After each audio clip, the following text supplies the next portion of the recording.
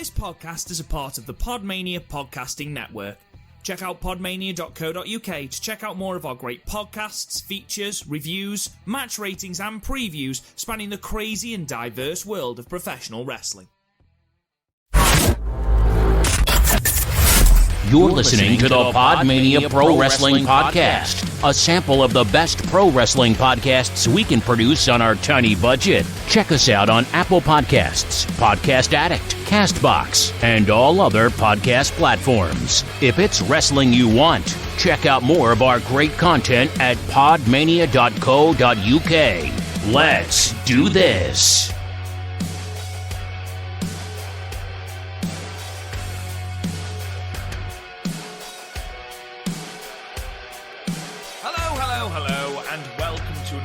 Of the PodMania Podcast. I'm your host, Rob Goodwin, and I'm joined as ever by Garth Jackson and Chris O'Brien. Garth Jackson, how are you?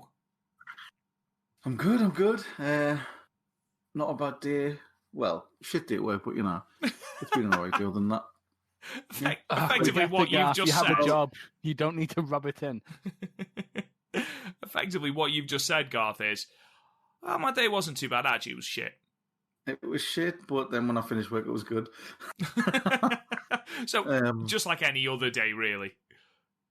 Yeah, basically, any accountants out there, fuck you.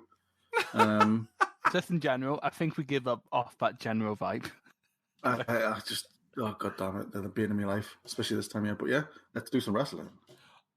let's do some wrestling. So, to add to Garth's hit list, we've got Finn Balor and accountants. I'm sure Shawn Michaels. And Shawn Michaels, because, you know, he screwed Brett, obviously. I imagine there'll be more and more people to add to that list, especially as this podcast goes on. Chris, how are you? Yeah, I signed up for online dating for the first time in months, and it asked me whether or not we should abolish the monarchy, and I was like, I was not fucking prepared for that question. It's like how am I? Fucking hell. I'm just sort of looking at that going, why is this important? And I understand, I don't want to end up with a royalist, but I like to think I'm convincing enough to convert one. It shouldn't matter. Yeah, I was just going to say, fucking hell. Right, on your first date with a girl, Chris, is the first thing out of your mouth going to be, do you think we should abolish the monarchy? Because I know what the first thing will be out of her mouth, but that shouldn't be the first thing out of yours. Have I ever tell you about the guys about the time I went on a date and the girl turned up in a MAGA hat? No. It was fucking awkward because I didn't know whether it was a joke or not, so I kind of just pretended it wasn't there for the 2 hours we were hanging out, and then I just went home and never spoke to her again. Is it like the Austin Powers mole thing, where the more you try and ignore the hat, the more your eyes are drawn to it? Yeah, it's like, oh, how's your? Because it was just after Transmit, it was like, oh, how was the Arts and Monkeys? Oh, we were mega. It's like it was definitely MAGA, and it wasn't. Well, it definitely said "Make America Great Again," Gaff. I wasn't standing 3 meters away from this person. I'm just saying, it could have been some sort of parody version. Oh no! Right? Have you? Some of them are incredible. My favorite one, my favorite parody one, is just the same stitching, same color, same everything, but it says "Made you look Black Lives Matter." Nice. I like exactly. it. You should have just fucking not actually not. I won't go there. So you didn't see this person again, Chris? Why not? Nope. She tried to talk to me again as well. I just patched her. What, why not? What is a patch? What is a patch? How does one patch someone? I ignored her. Okay, is that a Scottish thing, or is that it's Scottish? I keep forgetting you two are fucking filthy colonisers. Oh, just before we get on to the actual wrestling, Chris, you'll be so happy with me. Will I? Well, yeah. In the 20 minutes I was at work on Monday before we ended up isolating, 20 fucking minutes, I said, "What's his puss?" I'm so proud of you. I thought you would be. I still remember the first time I said that, and you were very confused. I was like, what? What's that even mean? But I said it, and the woman I was speaking to at the time looked as I imagine I looked at you during this time, like, what the fuck are you on about? What's his puss? I was like, don't ask. You're hosting too many podcasts with me. I think that's what it is. I think you're rubbing off on me. And I didn't really want to tell this woman that I work with that, well, this guy I do a podcast about obscure Japanese wrestling with. And you don't have to give him you don't have to give him the details. You can just say, my friend's Scottish, and that's all you need to say. Are you kidding me? I gave out business cards. Outside of fucking Takeover. Absolutely. Just there. 2 years in a row that guy did that. He didn't even get tickets either time. He just stood outside the fucking Empress Ballroom. I bet he doesn't even live in fucking Blackpool. That's his fucking commitment. That is commitment to the cause. Twice a year outside the Empress Ballroom. I mean, I'll be honest. Anymore. Well, yeah, not anymore. Fucking all right, Garth. Bring the fucking mood down. Jesus. I know you've had a shit day at work, but fucking hell. God's sake.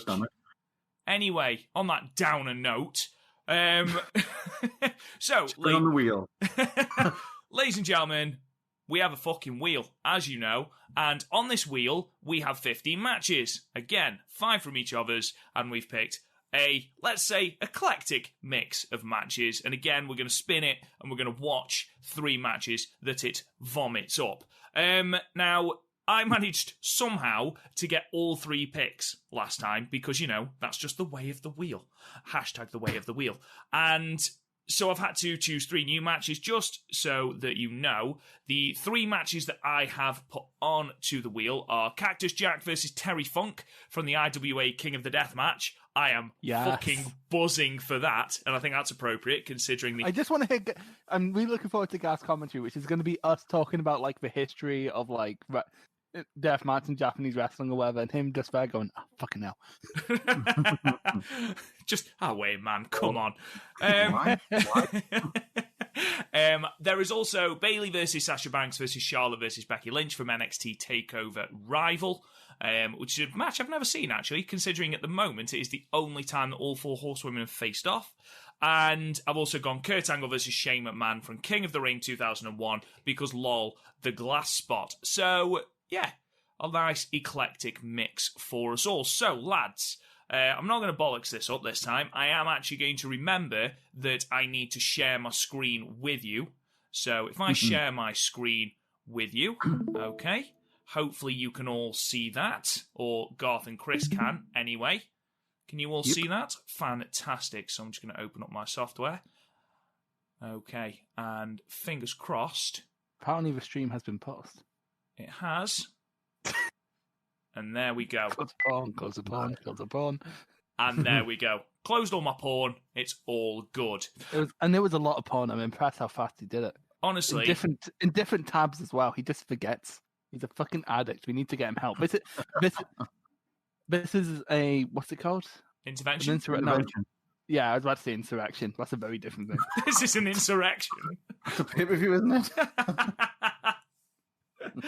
Right, okay then. So everybody should be seeing this wheel. So without further ado, let's see what it throws up the first time. Oh fuck, Chamber of Horror still on there. It is, and I cannot wait. I so hope it comes up. Oh, yay! There we go. Yes. So our first match, Kenny Omega versus Switchblade Jay White from New Beginning in Sapporo 2018. Okay, that's going to be extremely entertaining. Can't wait for that. Shuffle the matches once more. That was your pick, wasn't it, Chris? Well, kind of, because I've said Kenny Omega I said Jay White versus Juice Robinson, and somehow you misread it as Kenny Omega and put that on the fucking wheel. I haven't got my glasses on, all right? Fucking hell. Let's... And Ben didn't change it when I corrected you, because in your words, fuck you, Chris. I think that's fair. As reasoning goes, I think that's fair. Exactly. Let's move on then. Match 2. Spin. We have got... oh, yes! Come on! Oh, tasty. Oh, tasty. Yes. To this day, the only TNA 5-star match, according to the Wrestling Observer, AJ Styles versus Samoa Joe versus Christopher Daniels at TNA Unbreakable 2005. I am buzzing to watch this match. Get the fuck in. So, Garth, you have still yet to get a match, so hopefully this is one of yours, but secretly I also hope it's the Chamber of Horrors match, so you'll forgive me if I'm not too sincere about wanting you to get one. Spin, spin, spin, spin, spin, spin, spin. No way. Well, on the plus side, we have all got one now. On the negative side, for anyone that doesn't like Kenny Omega, we've got a double dose of Omega. We've got Kazuchika Okada versus Kenny Omega from the G1 Climax 27, Day 18. And what I like, it looks like we've picked them, and then we've convinced Garth to watch New Japan by going, look, we'll put a TNA one in the middle. And that wasn't my TNA pick. That's exactly what it looks like we've done. Brilliant. Well, ladies and gentlemen, so what we're going to do now is we are going to find all our matches, and again, by the magic of podcast editing.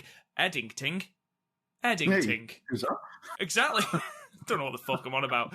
By the magic of podcast editing, we'll be able to be with you after the sound effect with all our matches lined up. Stay right there. And just like that, we are back. So, if you want to get your New Japan or Daily Motion or however you're going to watch these matches loaded up, we are going to watch this first match, Kenny Omega versus Switchblade Jay White from the New Beginning in Sapporo 2018. We're going to watch it on New Japan World, but, you do you find wherever you want to find it. On the New Japan version, we're watching the English comms, and there is a video package, so if you want to skip ahead to about, do you say 3 minutes 11, Chris? 3:11, but we're on 3:12. If you want to get to 3:12, then there you go. That'll take you to the entrances. Just quickly before we start, Chris, I know you didn't actually physically choose this match, but you are a huge advocate for this match. This match is great, yeah. Yeah, why? Well, it'll be self-evident in a second, but I think it's the first time Jay White showed. You know how he's like a very clever wrestler? Like, he does little things which draw you in. First time is this and the Hangman match, which really showed that. And then, and of course, right now it stands out a lot in the world of New Japan because it's full of, really hard-hitting idiots. Like, Kota Ibushi and Tomohiro Ishii. You can't really call them intelligent wrestlers. No, definitely not. So this is like the beginning. It's not fully developed. This is only 3 months after he's back from excursion. Yeah, but he's starting to build this persona, and he's doing it fairly well, especially since half the internet hated him because he wasn't Kenny Omega. Because let this be a reminder: Bullet Club fans are the fucking worst. But yeah, they just are. They're both They're both toxically positive and toxically negative at the same time. It's such a fucking weird anomaly of a fan base, and it's the fact that it's still alive amazes me, and I hate it, and I wish Bullet Club would just die already. But here, it was quite good. Jay White wasn't in Bullet Club yet; he was in Chaos, and it was weird because it was a sort of weird self-destruction of Chaos, which went fucking nowhere. This is the beginning of New Japan being bad, but this match is good. You know when you regret asking something? Motherfucker, you're stuck with this with sentiment for the next 20 or so minutes. Oh, superb. Right, anyway, if we want to get ahead, let's get to our match. So, we will start playing in 3, 2, 1, play. That's really horrible music. Knife pervert. It's not. Yeah, knife pervert. That's another reason because who was it who called him knife pervert? Was it Chuck Taylor? It's either it sounds like a Chuck Taylor or a Rocky Romero thing. Actually, you know what it was? I think it was Chuck Taylor during Tag League. Because he was doing the English commentary for Tag League, wasn't he? Yes. Because despite being in a fucking tag team. So emo. I know, it's like... Oh my god. My favourite film is The Matrix, and I only listen to My Chemical Romance. I like The Matrix, The Crow, and He definitely complains, but girls don't like nice guys. And his profile picture on everything is like a manga character or like a dog. No, it's like I can't be vain. My profile picture is a landscape. He looks like when you go away to college and you come back for the first time for reading week, and everyone's like, "Fucking hell, you've changed." Yeah, no. There's a goth kid in every college class I've ever fucking been in. Like when I graduated and went to uni, it was so fucking weird. I've just thought we've got Kenny Omega's entrance yet. We could have skipped that. Fucking hell, it takes an hour. Us laughing about Jay White's look is kind of how he got overlooked before. Oh, look, it's Okada. Hi, Okada. Looking at a good wrestler. I mean, Okada just looks so like nonplussed. He's like, yeah, whatever. Oh, yeah, because they're in the same faction at the time. You can tell because they look so similar. Yeah, Chaos was a fucking mess up. Basically, if Rocky was like, hey, Okada, let's let this guy in, they just let him in. It was basically main unit. All of this. Was it Kevin Kelly and Don Callis? Kevin Kelly. Yeah, it would be Don around this time, wouldn't it? Will he be doing New Beginning? It's definitely I don't know, Kelly. Kevin Kelly won't shut the fuck up. Oh, there's Don. Yeah, it's Don. It's crazy. I was listening to Don Callis was on the Talking Shop podcast, and he was talking about how he got back into all this, and it was just all total accident. It was because like he went to like it was Chris Jericho's like reunion thing, and Kenny Omega was there, and he just jokingly said to Kenny Omega, like, "Get me a job, kid," because he was trained by his uncle. Oh yeah. Mm-hmm. So he knows him, and he looks out for him because he's from like Manitoba as well. Winnipeg. And like Manitoba even, and like he was like, yeah, okay, and he's like, nah, it's all right.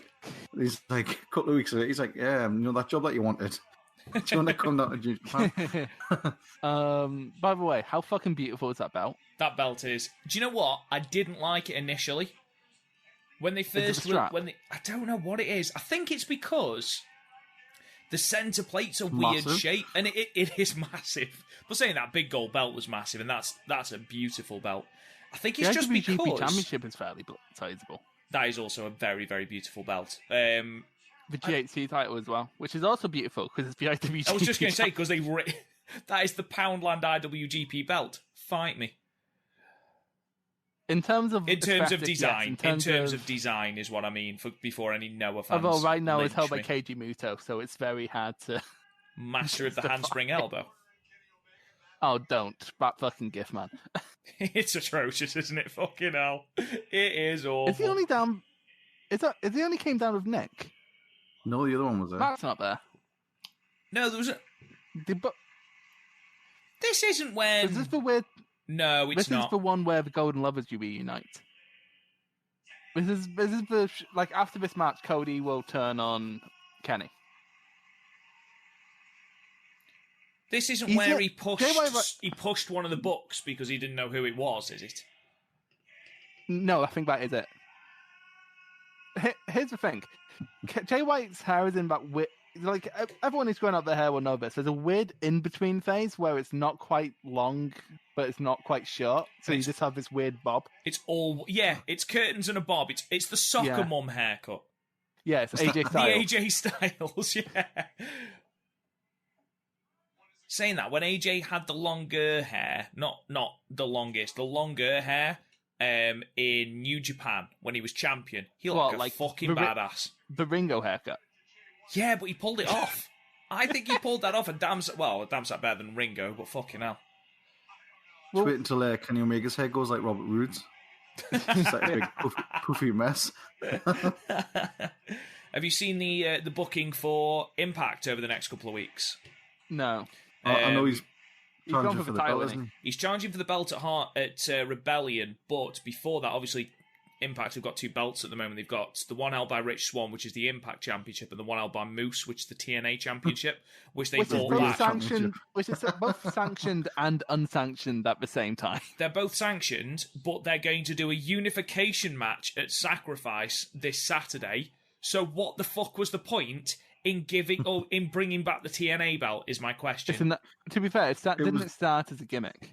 It was all just part of like Moose's gimmick, because he was the quote unquote real champion. To be fair, Rob, it's sacrifice. There's only 2 and 3 chance that it's actually going to change.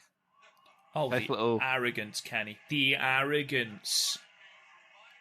Remember the weird plot he had the year before? No, wasn't that Wrestle Kingdom 12? Oh, no, that was this year, wasn't it? Yeah, it was. Oh, that was lovely. Do you know what? Looking back at Wrestle Kingdom 12... Very good show. It was a very, very good show, wasn't it? Yes, there was a couple of... Oh, Jay White. There were some decisions. There were some decisions, and we both know which decision, and I'm sure even Garth knows the decision we're talking about, because it was the main event. Actually, Garth, do you know the decision? What? What we're talking about? Wrestle Kingdom 12. The Wrestle Kingdom before this, it was Kenny versus Jericho in the not the semi-main, the third from the top. It was, and then White versus Tanahashi was put after it, which was a really untenable position. Yeah, they were never. He was never ever going to do well there, was he? When you look at that match in a bubble, it's a very good match. But didn't it follow? It followed the Junior 4-Way, which was just fucking mental. Then it followed Kenny and Jericho, which was which was better than anyone thought it was going to be because it's Kenny Omega. And then it's 2018 Kenny Omega. Exactly, best Bout Machine Kenny, and then obviously that happened at the semi-main, and then it was Okada versus Naito, which was the match that everyone was like, "Well, Naito's winning here," and then he didn't. And then he did nothing for 2 years. JCIC belt, became the double champion, and now it's no longer the double champion. Had a weird love affair with Chris Jericho. Kenny? Do you know what? It's so weird seeing such a packed hall. It is. We say this every time, though. We say this every time we see wrestling at the moment. It's just weird to see fans. I mean, it's going to be weird to see some fans at Mania. They've released tickets on Tuesday for Mania. Texas is opening up its stadium to a full 40,000 crowd. They fucking are. Fucking it's so joking. Ridiculous. No, oh my god. Oh Jesus. Who is it? What for? Because the NFL season's finished. Is it baseball? It might well be baseball. Well, I suppose at least it's open air. I was going to say, it can't be the NBA, surely. That's all enclosed. No, it's definitely not NBA. But that's just mental. Like, I know. Especially in it's a different world. Especially in the fucking States where like nowhere's going down. Nowhere. I mean, and the fact that the mayor of Texas or whatever fucked off to Cancun or something. Oh right, fucking Ted Cruz. What a cunt. Mm-hmm. I mean, and fucking. But did you see that fucking Revolution? Was what Max Caster's saying? He has blood on his hands like Chromo. I did not expect that on a fucking wrestling pay-per-view. I'll tell you what, another thing I didn't expect as well. Listening to the MJF interview on Jericho's podcast. That was fucking lovely. Where they basically buried everybody. Really? Sounds like fucking MJF. Like some of the stuff he was saying, it was. Are we not going to talk about how fucking beautiful that Saito suplex was? Looked painful. It does. It's beautiful. What was it he said? He said something about some little what do you call him? Little dipshit 5-year-old kid who dared to talk to him. And he got a slap on the wrist for it because he told him to piss off. Amazing. Some guy in a wheelchair said, "I'm better than you and you know it." Like, you know his catchphrase. Yeah. And apparently, he turned around and says, "Oh, really? So can you do this?" And he stood up. I saw that. I remember that coming out. It's just like, fucking hell! Like, this is like. This is old school levels of heel, isn't it? He lives and breathes his gimmick, doesn't he? He's one of the very few people that doesn't break kayfabe at the moment. I mean, there was some bits where it was funny, like where they were talking about Sammy Guevara, but they were like, "He who shall not be named," and they were like calling him like every other name apart from Sammy Guevara. Ugh. It's worth listening to. It was funny. honestly, I'm proud of Garth for getting. How long are we into?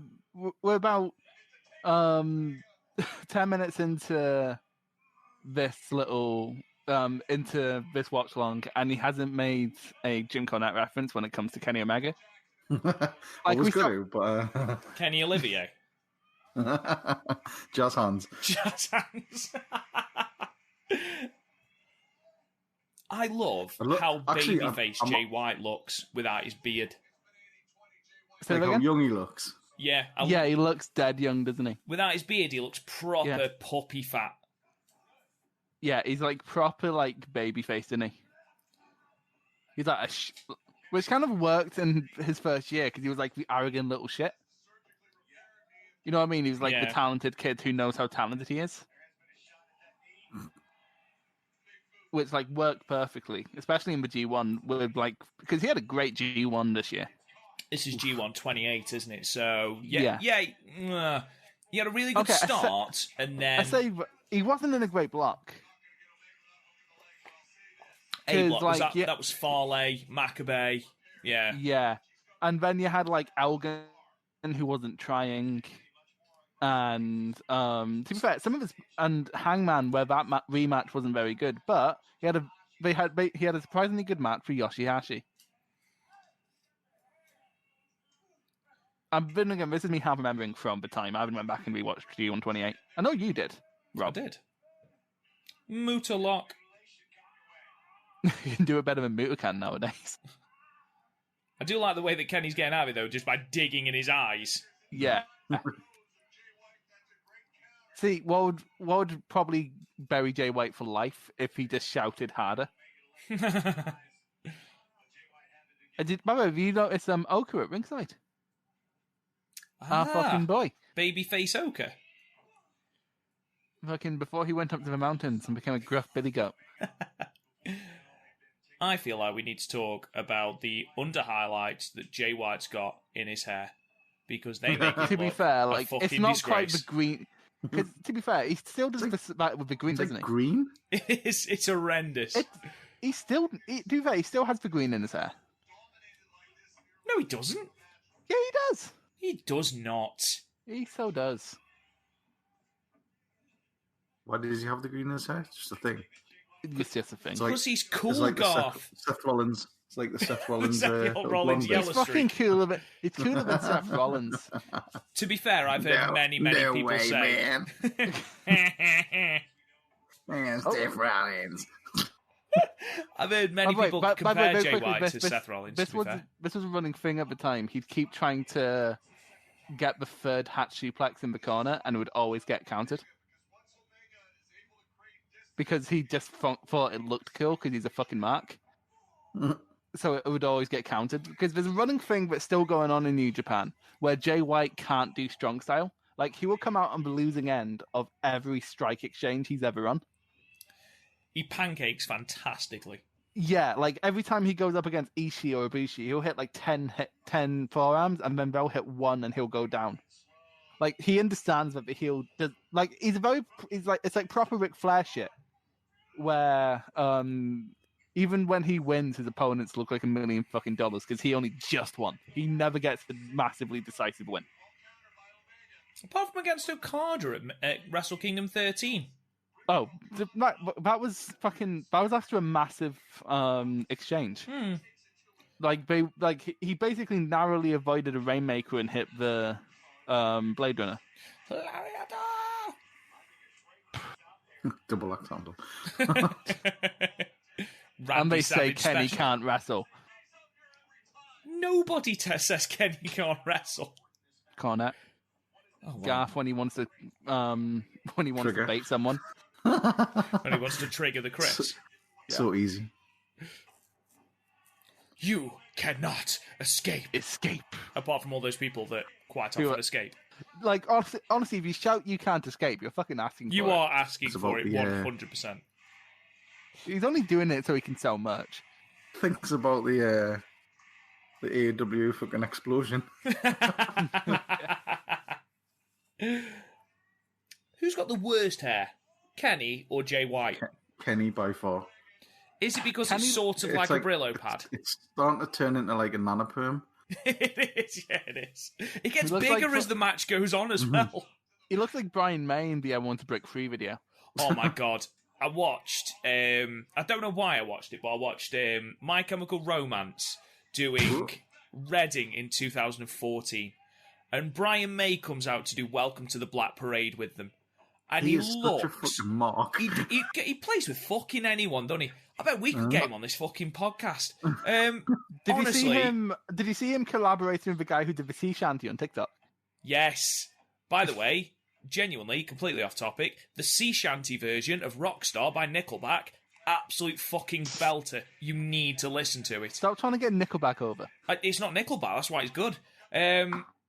But, yeah, obviously this Reading set, and you're watching during the opening bit of Welcome to the Black Parade, and there's two things you notice about Brian May. First thing, he looks like that one person you have to invite to the stag do, you know, like the wife's dad that you have to invite. He looks so out of place. And secondly, he was just looking round as they're all like rocking out. He was just looking around going, I was in fucking Queen.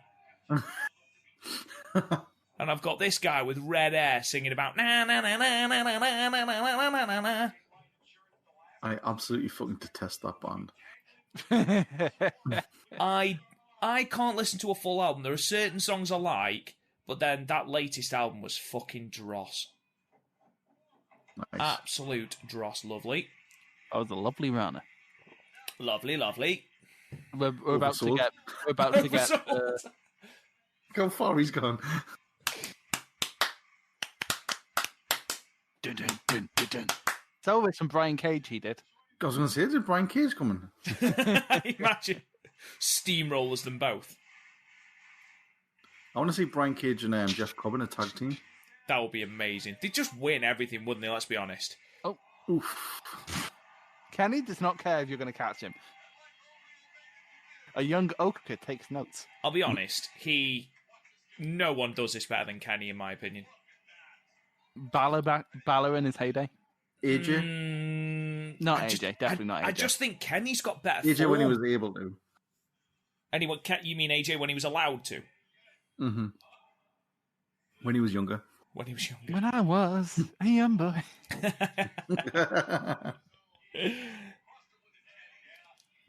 I massively, massively prefer, just thinking about it, I massively prefer Omega's New Japan theme to his AEW one. I think the AEW one fits AEW a lot better. It's a good song. AEW seems so generic. They are, that's the thing. They are really generic. Ooh, that was nice. So WWE as well. It's like that interview with Jim Johnson recently, where he said like none of the music fits characters anymore. It's just like a noise.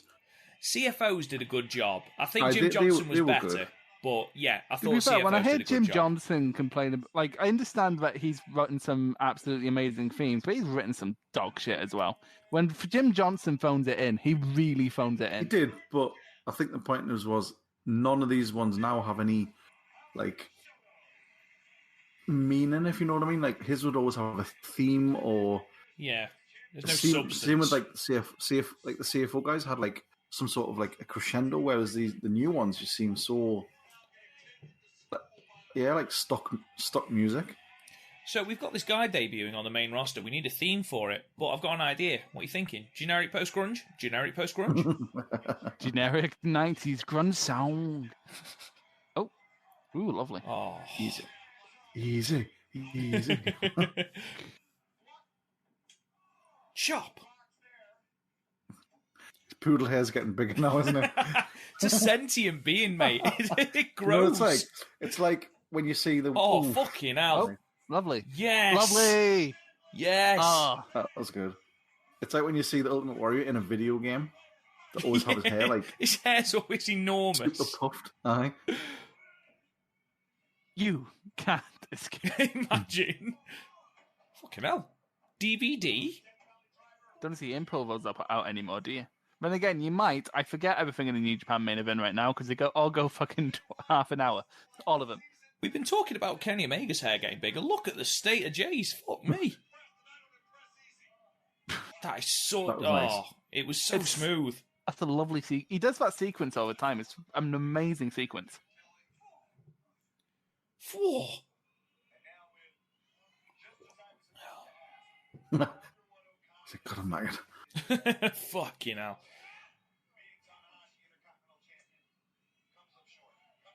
Thanks a lot, Chris. I've now got the Black Parade stuck in my fucking head. When I like how you're sitting there pretending not to love it. A young boy, my father.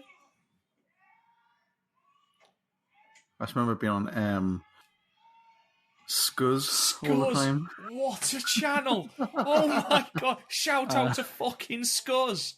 I think this is something that's definitely ahead of my time. It was basically Scuzz and Kerrang. Scuzz and Kerrang, 368 and 371 respectively on Sky. I thought Kerrang was a magazine. It is, but it's based on the music channel and the radio station. Basically, it's MTV, but that played actual music and played proper rock music instead of the bullshit MTV tried to do. Fucking hell, he got some eyes on that. Jesus. That was a fucking Smash Brothers gambit right there, wasn't it? It was. Fucking Like, hell. you know when you're losing in Smash Brothers, so you just go for a fucking Hail Mary. It's either I'm going to hit him or I'm going off the edge of the level. Like, if Jay moved out of the way, Kenny would just go over the rope. There'd be no other option. My father took me into the city. Oh, what's he thinking now? They're both on the apron. That was actually a very smooth way to get them both on the apron.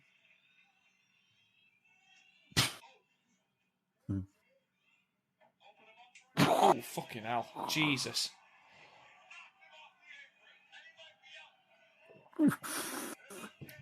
Guys, don't want to alarm anyone, but he might be out.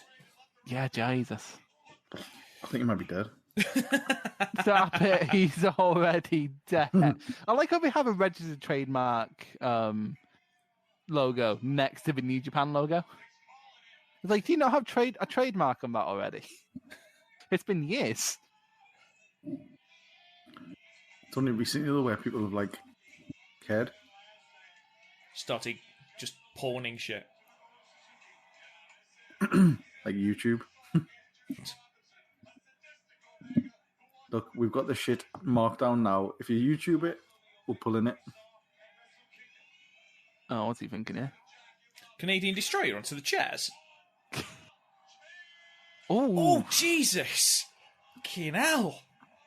There was literally no fucking giving those chairs. this is one whatsoever. of those matches that you don't think about and gets lost to history. And then when you watch it again, it's like, fuck, how did everyone forget Oh my this? god! You fucking crumpled. Even fucking Oka couldn't keep a straight face. Mountain Man Oka. Oh. He went fucking crazy in the mountains. Have you seen his entrance? Mm. Weed's a hell of a drug. Definitely not on weed. Nah, it's meth. He's not mellow enough to be a fucking stoner. You've seen those teeth, mate. It's fucking meth. He has teeth. Come on, What Jay. team? Come on, Jay. No post there. He just fell it. He's just headbutted the post, and he's out again. Getting home after a night out, like. I'm going out for one drink, love. It's never one drink. Have you ever had just one drink? No, I don't think so. I had a gig when I've been driving. Yep. To be fair, you've wanna be been drinking. professional. You've been drinking since you were 8 years old. So that was a weird story. But like That was a revelation and a half, that was. like we were sitting in Weatherspoons, you know, just Singing and trying to embarrass shit. Garth. No, and then Garth just went, lovely. Garth just went, so what was the earliest age you guys have ever been drunk? Which in hindsight was definitely a way for him to flex. Yeah, definitely. Flex. He might as well have just pulled down his trousers and thwacked his cock on the It's table. like, yeah, it was ridiculous. And me and Rob said perfectly normal ages. I was like, oh, I'll be around 15. Rob was like, oh, I forget what he said. about And 15. then Garth was like, well, to be fair, Rob, because immediately after you said, Garth went, well, I was 8. There was a wonderful pause, just a beat, where both me and Chris was like, is he bullshitting? What? And then we were like, yeah. Why would he bullshit about that? Yeah. And I wasn't like intentionally drunk. It's just like, growing up in the north is just too hard for me, mother. Trying to make a bottle of Lambrusco. Yeah. The shittest wine on the planet. To be fair, like, my favourite part of that was when Garth went to the bathroom and then, like, we were in, like, the one Weatherspoons that pays to play music in it. And Avril Lavigne came on and me and Rob were like fucking screaming Skater Boy at the top of our lungs, and Garth just came out with a look of, I need to share a room with these two tonight. And then we got Buckfast. It was incredible. That moment when that random offie in fucking Blackpool had Buckfast, and you were like, like, and bought it straight through, because fucking literally, lovely. Literally, it was like, I was so sad that I forgot to bring down Buckfast. And then the guy was like, well, I'm skeptical that was from, like, the Sainsbury's. I'm more than certain that was from his own personal collection. Well, he pulled it from a completely different cupboard to the rest of the alcohol. It was like under the counter. He literally just reached under the counter and pulled out some fucking Buckfast. And I'm like... It was like he's running some, like, sort of Prohibition era, like, speakeasy or something. That's why he also keeps his gun and his cocaine. And then Garth got wine drunk. It was glorious. He did get wine drunk. It was fucking great. A bit of wine. Can't drink wine, mate. I just can't. I fucking hate wine. Buckfast not included, because I don't think you can count that as That's wine. not wine, mate. That's fucking petroleum.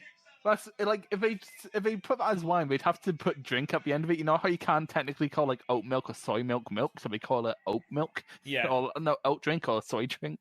That would be like fucking caffeine drink or whatever. Oh, I didn't know the gun was actually loaded.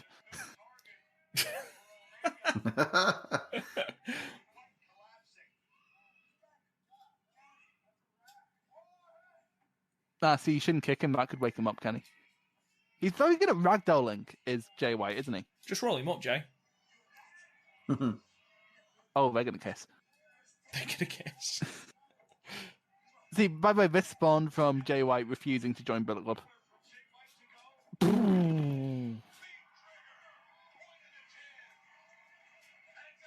Out. God's sake, it's like watching some old guy at the pub beat up the teenager who's having his first drink. Pedigree? Fucking hell. No, it's the Tiger Driver. Oh, Jimmy Driller. Tiger Driver 98.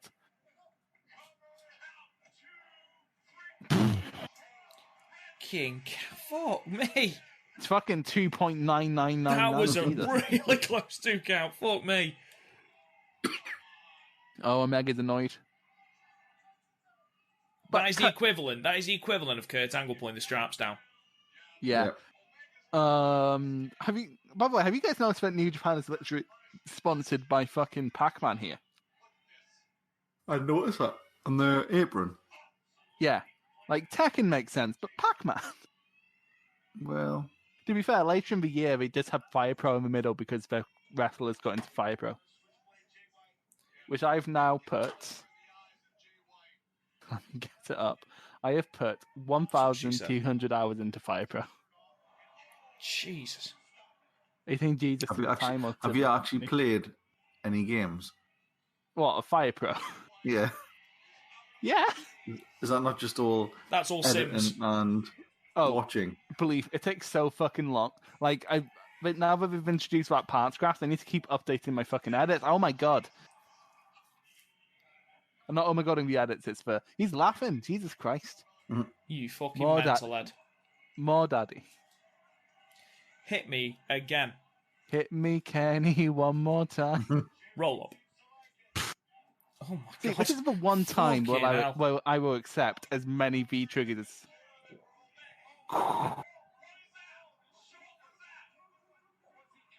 Love it. That is. Love it. This is why I wanted to show you this match. This soul moment. Fucking moment. Because, oh my god. He's like, what the fuck? How could you? Look at this shit. Oh. Playing to the rules of wrestling to the fucking letter. Hook his damn head! Look at that. He didn't even hit the Saito. He literally just fell over. He did. He's up already. That's The fuck was that?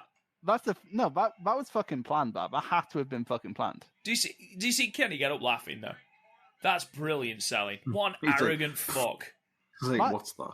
Yeah. That is a fucking beautiful piece of selling right there. It's like when Kenny collapsed for the Rainmaker. Eat shit!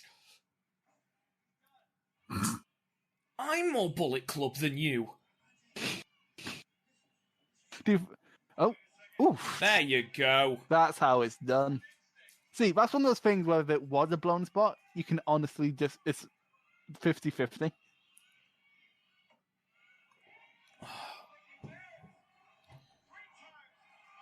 I am really concerned about how big Kenny's hair is, because I'm genuinely concerned that at some point it is just going to envelop his head. No one turn the lighter on.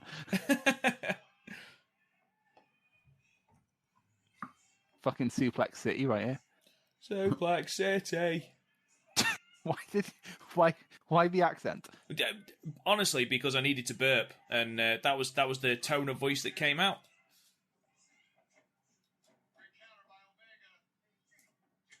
Oh, fucking... Sacked up.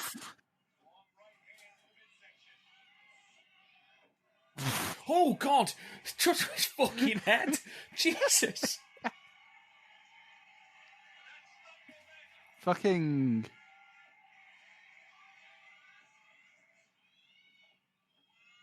Kiwi Crusher. Kiwi! Kiwi! Kiwi Crusher. Doesn't sound the same, though, without Ghetto just screaming Kiwi from the outside of the ring. Kiwi! Kiwi! I don't know why he's a member of EastEnders, but... It's amazing how integral Gato has become to Jay White. No, true. Oh, light it up. It's been a fucking month at this point. I know. Stop it.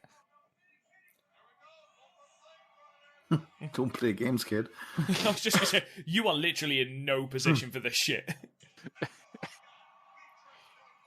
You have not earned the right to taunt. Do not press L1.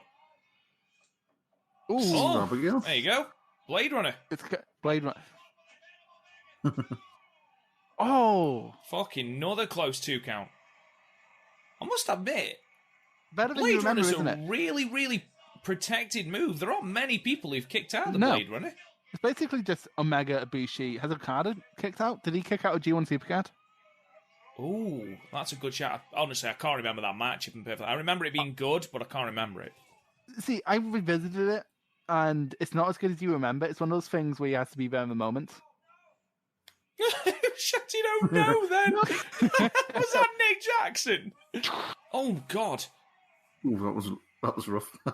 Oh, I'm if gonna. you think that's a rough Poison Rhino, watch Kelly Klein versus Mayu Iwatani. Jesus. Oh God, yeah, but that was unintentionally fucking rough. Jesus. It's a good job, Mayu Iwatani's got no fucking neck. Oh, you think that's bad? B. Priestley. Jesus. Bad drop. Yeah. That, Jesus Christ. That was awful. His legs are wide open on the ropes. That's what she said. Oh my God. Fucking hell. Jesus. That is 1-0. Here we go.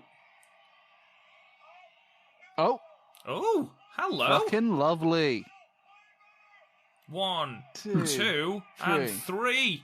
Keenel. Right. Jay White wins. Because that one-winged angel move's so convoluted.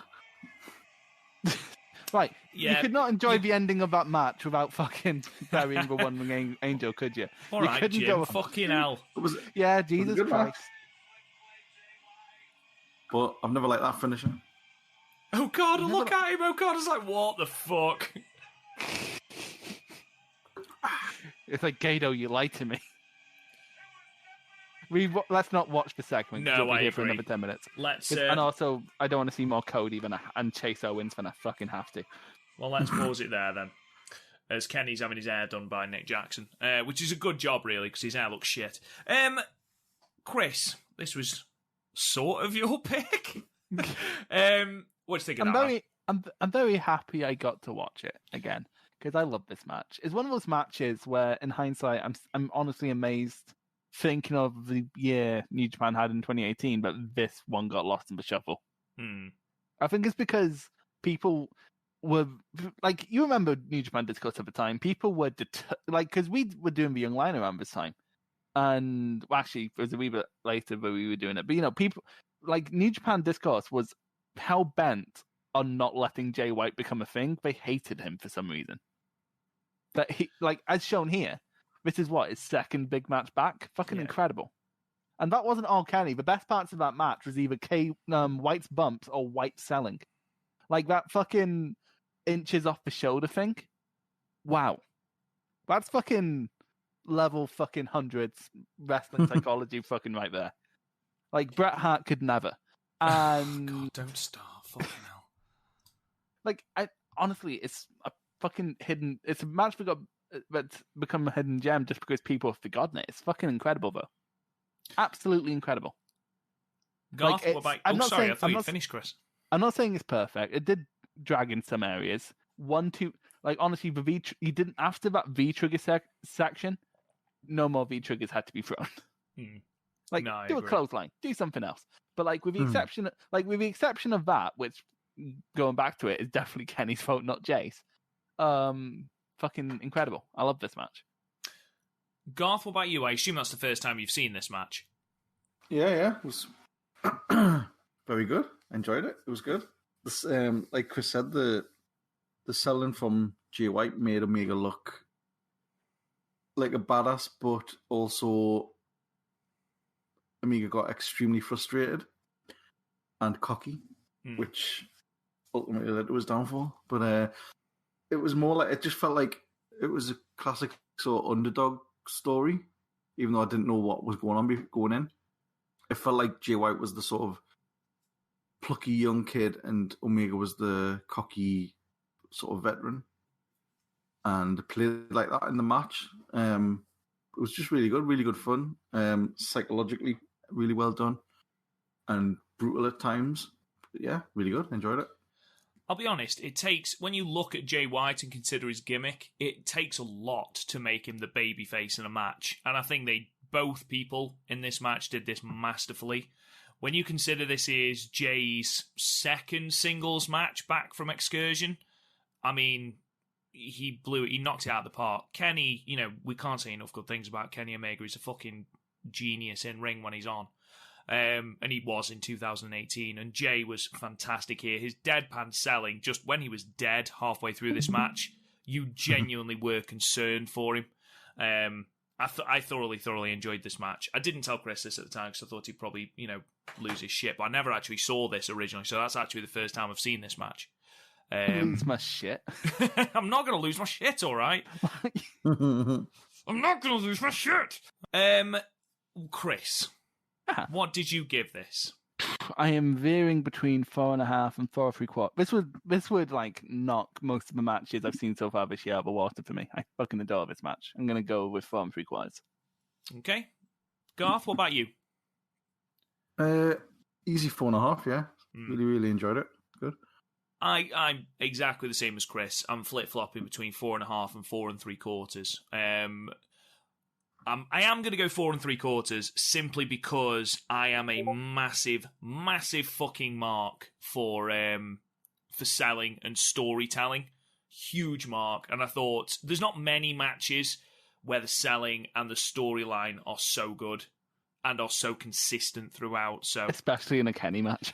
Never ask that man to commit to a narrative. No, and I must admit, both men did it tremendously. So yeah, 4 3/4, that's absolutely fine by me.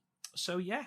Okay, and with that, let's move on to our second match. This was my pick. It's the TNA Triple Threat for the X Division Championship. AJ Styles versus Samoa Joe versus Christopher Daniels from Unbreakable 2005. Again, like I said before, it is the only match at the time of recording that is a 5-star match from TNA as of the Wrestling Observer newsletter. I've never seen this match. It's a match I've always wanted to watch. So yeah, I'm absolutely buzzing for this. And I was saying off air that I think the thing I'm most excited about is just to see peak Samoa Joe. I'm really excited just to see basically the whole Joe is going to kill you and actually believe them, as opposed to Joe's going to have a sit down, which is where we are at the moment. So Joe. Exactly. So thankfully, Impact Wrestling have been kind enough to upload this match to their YouTube channel. So if you Google AJ Styles vs Samoa Joe vs Christopher Daniels, it will come up. It's the first link. Impact Wrestling Unbreakable 2005. If you are ready, lads, we'll get this started. So let's play in 3, 2, 1, and play. It's time. Oh, it's taking center stage. Center stage. I love the X Factors. Oh, Absolutely pointless. Cool. Oh, the Matt Card. Look how low res that graphic It's is. awful, isn't it? Jesus. Fucking, the thumbnails to my YouTube channel are fucking better than this. Jesus. I forgot about the Super X Cup. It's a great. I say it's a great concept. It's basically the fucking J Cup. Yeah, it's 100% what it is. I was listening to because you know how much of a mark I am. I was listening Samoa to Joe is pro wrestling. He's not wrong in 2005. To be fair, here he is, fucking badass. Oh, mofo. just to think, the same year he had a bat match with Kabashi. With Kabashi. I say, yeah. Jesus. I think he also went against Misawa this year. No, that was a couple of years later. Jesus, those graphics are proper low res, aren't they? Jesus. Yeah. Like, fucking Ring of Honor has better graphics. Good grief. Joe.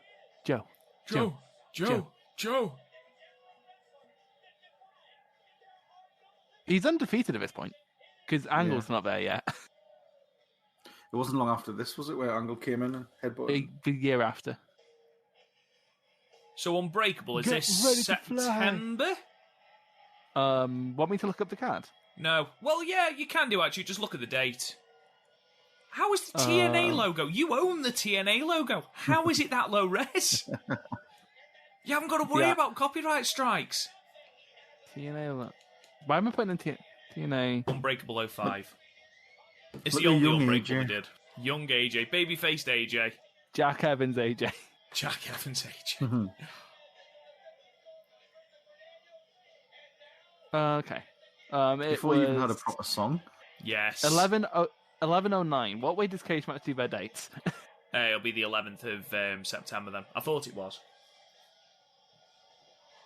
So he'll debut in a couple of months, Kurt Angle. So when did Kurt Angle debut?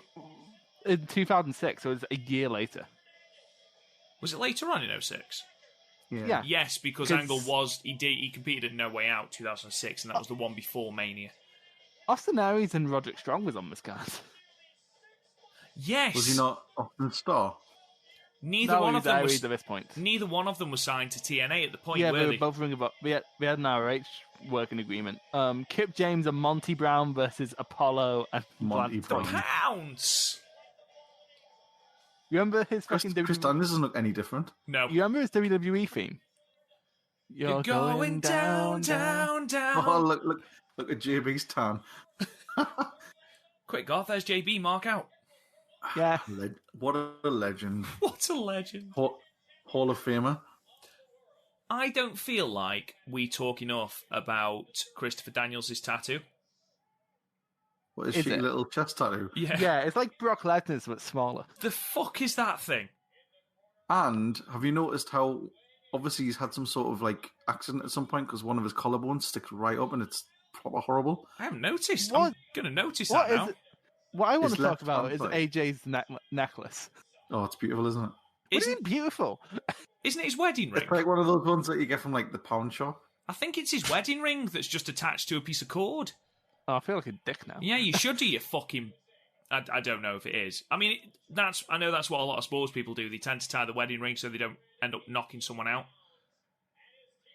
It's I mean, a pretty like, stupid place to have it, really, isn't it? If you get kicked. Yeah, well, I was yeah, thinking no, that. that's like surely just take it off of the match. I don't think you're gonna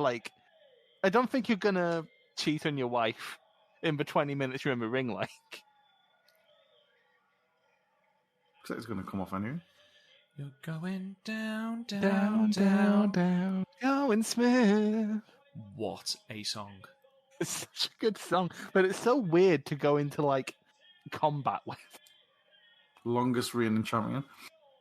I mean, like, they don't have long reigns, do they? It's not a compliment.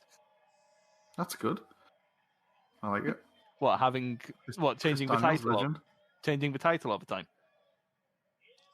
There, look. His left collarbone, like, sticks right up. It's proper, like, ugh.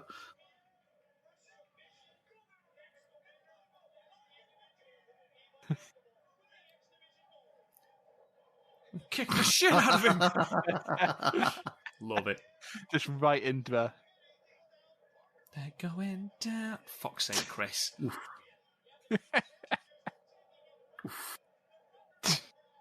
Just playing tennis with him now, aren't they? Yeah, it's fucking Pong. Oh my god. I would never want to take a Samoa Joe kick. That's not how you do it. Joe's was better.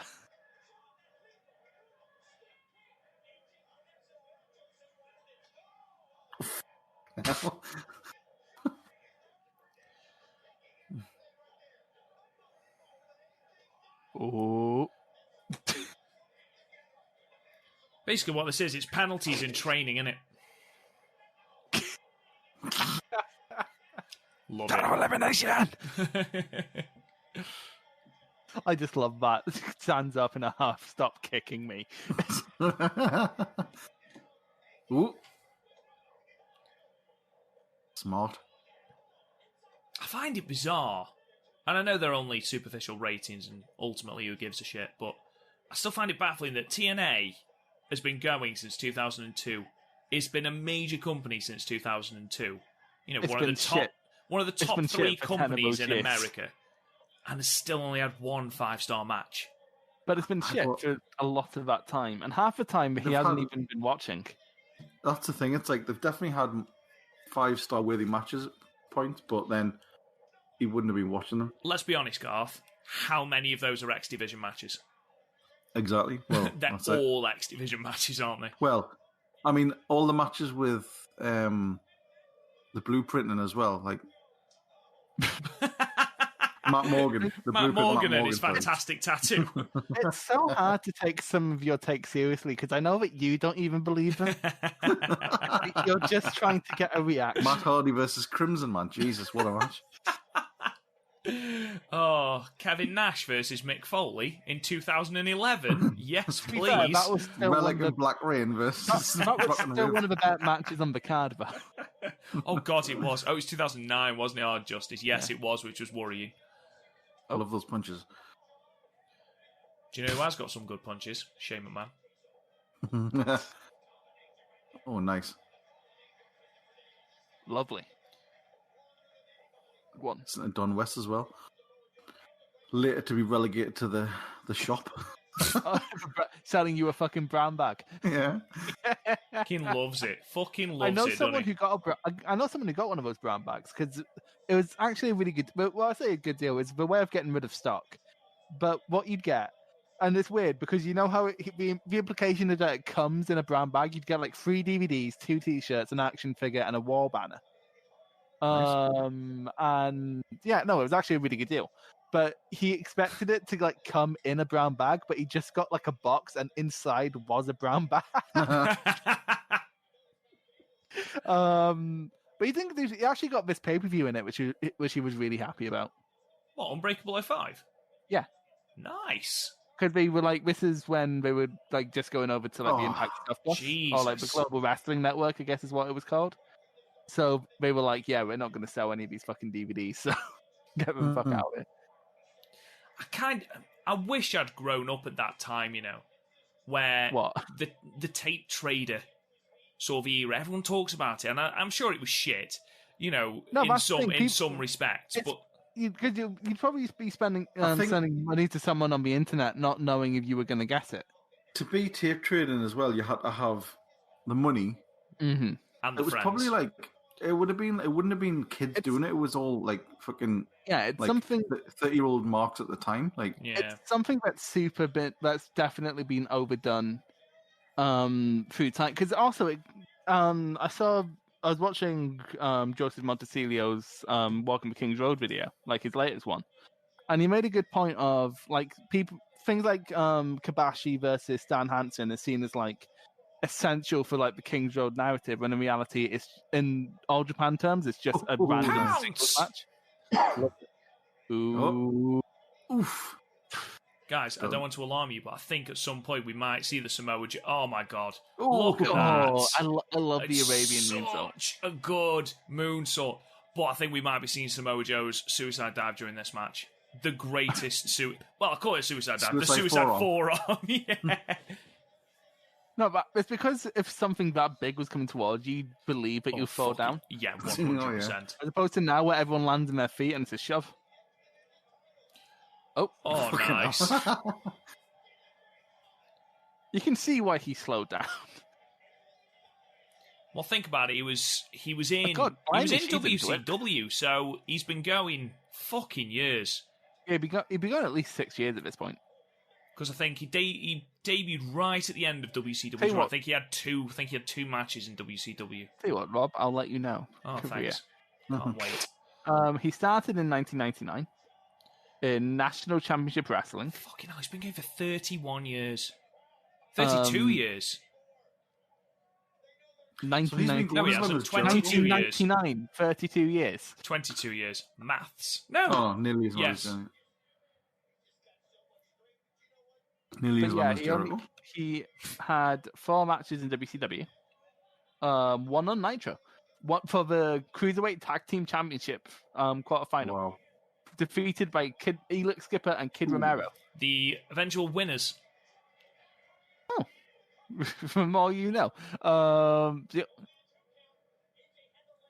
But yeah, like, it's funny because you look on his cage match profile and it's like TNA. Like, because they put on like the far left the promotion where you worked the most. Mm-hmm. And like from 02 to 13, TNA. Yeah. Like, he's only started wrestling in one promotion a year when he got to WWE. Otherwise, he's been wrestling in loads of places. He was the best in the year for a few years. He's the best in the world. Like, I'd say he's one of the most consistent. I don't think he's ever been like the best. Oh my god! Like, oh, look at like you might see this as peak AJ, but Joe's better. Oh yeah. AJ probably overtook him a little bit after this. Yeah, but like that'd be around what 08, 09. There were better people around it in 08, 09. Like at that point, Danielson was in his peak. McGuinness, Angle even was better. I don't think McGuinness was as good as Styles.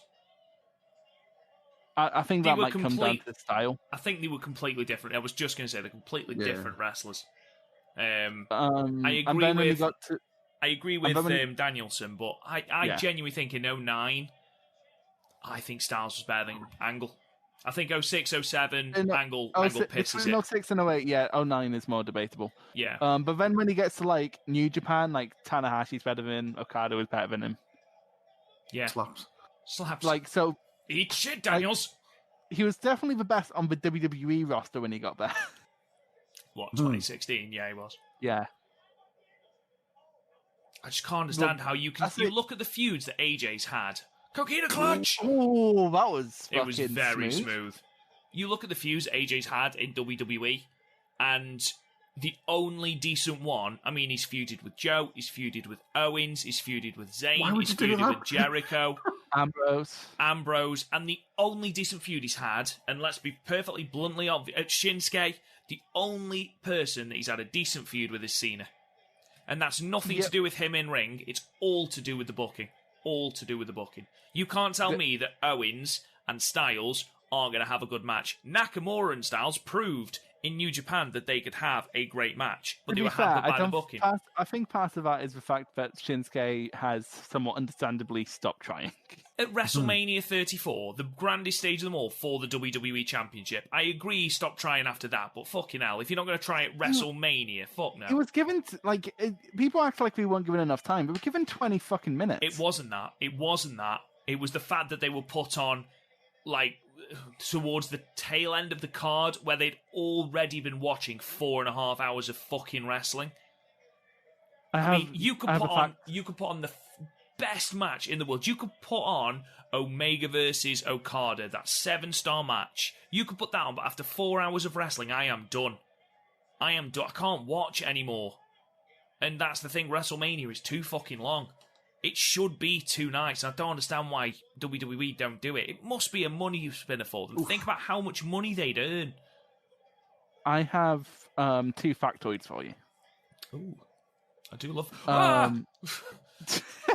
There's a Joe running. First factoid. Do him as well.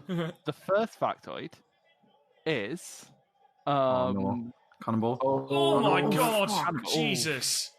AJ has wrestled for the Inoki Genome Federation. Okay. Which I just always love seeing who fucking Inoki managed to get over. And secondly, do you guys know when Daniel started? Daniels I do. Like fucking 96 or something, no? No, I think it was earlier than that. Yeah, I was just going to say. He had a dark match on Raw. So just think about that. He had been going 12 years at this point. Oh. I love his sick kick. He's so fucking good. Listen to Thingy going absolutely mental. To be fair, Don West goes mental over fucking everything. Mike Tenay going absolutely crackers as well. I love Tenay. Do you guys know what was semi-main of his card under this? It was probably something shit. I mean, I'm not giving you a point for that because it's TNA. Tell me I'm wrong. Oh my God. Yeah. DVD! It was Raven versus Rhino for the NWA title in a Raven's Rules match. Oh, it was a hardcore match. Well, it's where Rhino speared the trolley. See, I would watch that shit.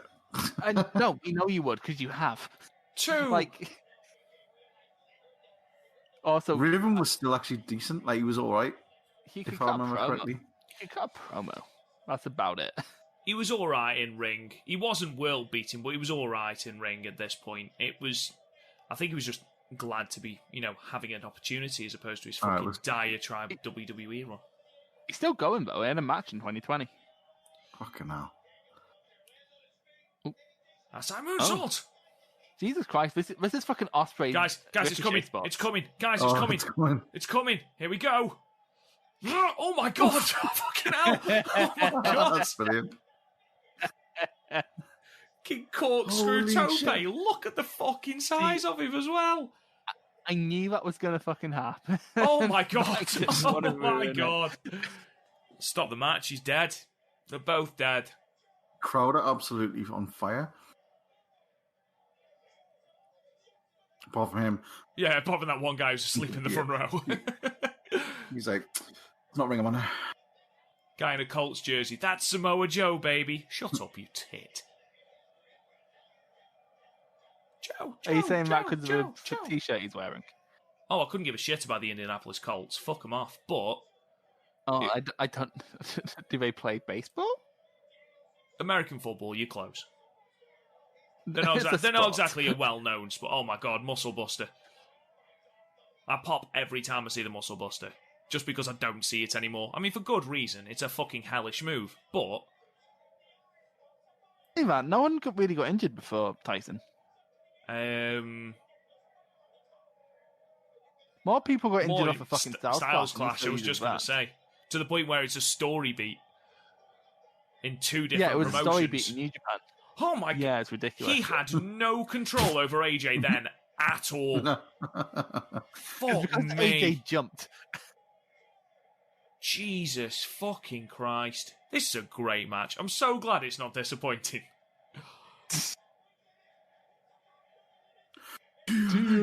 TNA. Oh my God, she's fucking loving life. You've come straight from the caravan. Just think they probably got these tickets for free as well. Yeah. The TNA pay-per-view buys, it's ridiculous. Like, not here especially, but 2010, 11, 12.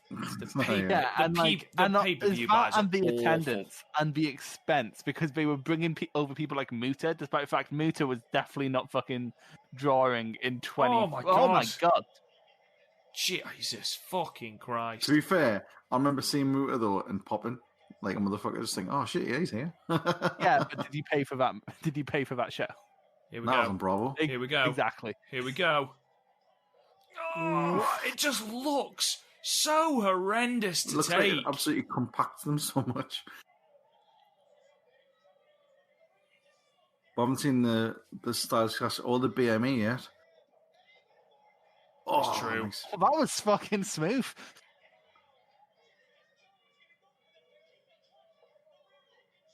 Like, that's one of the best counters out of a fucking belt shot I've ever seen. So beautifully smooth.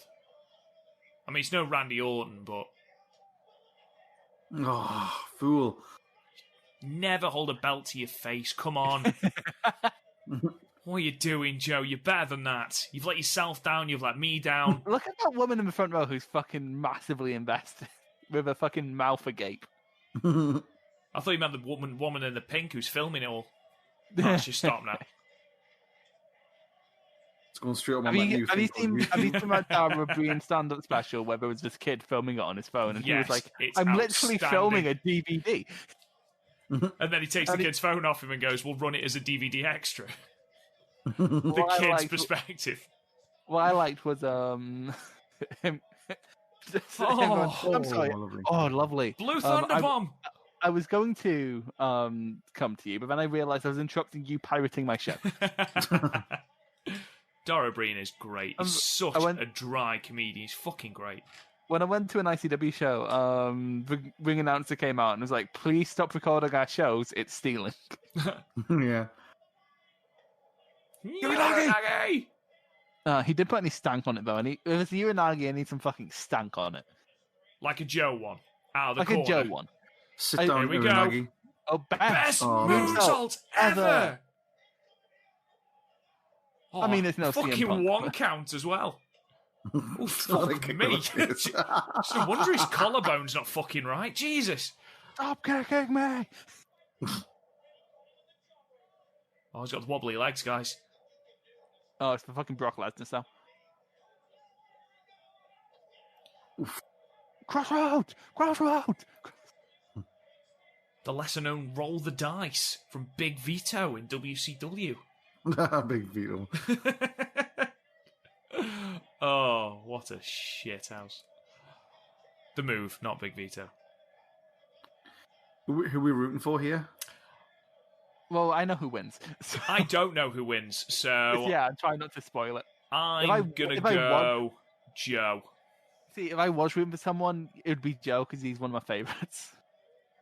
Oh, Yeah. look at that. I love that. Look I at used to that. love that move every time. What I love is when the ones where he has no gap, he just lands and straight away goes down. Yeah. Like that.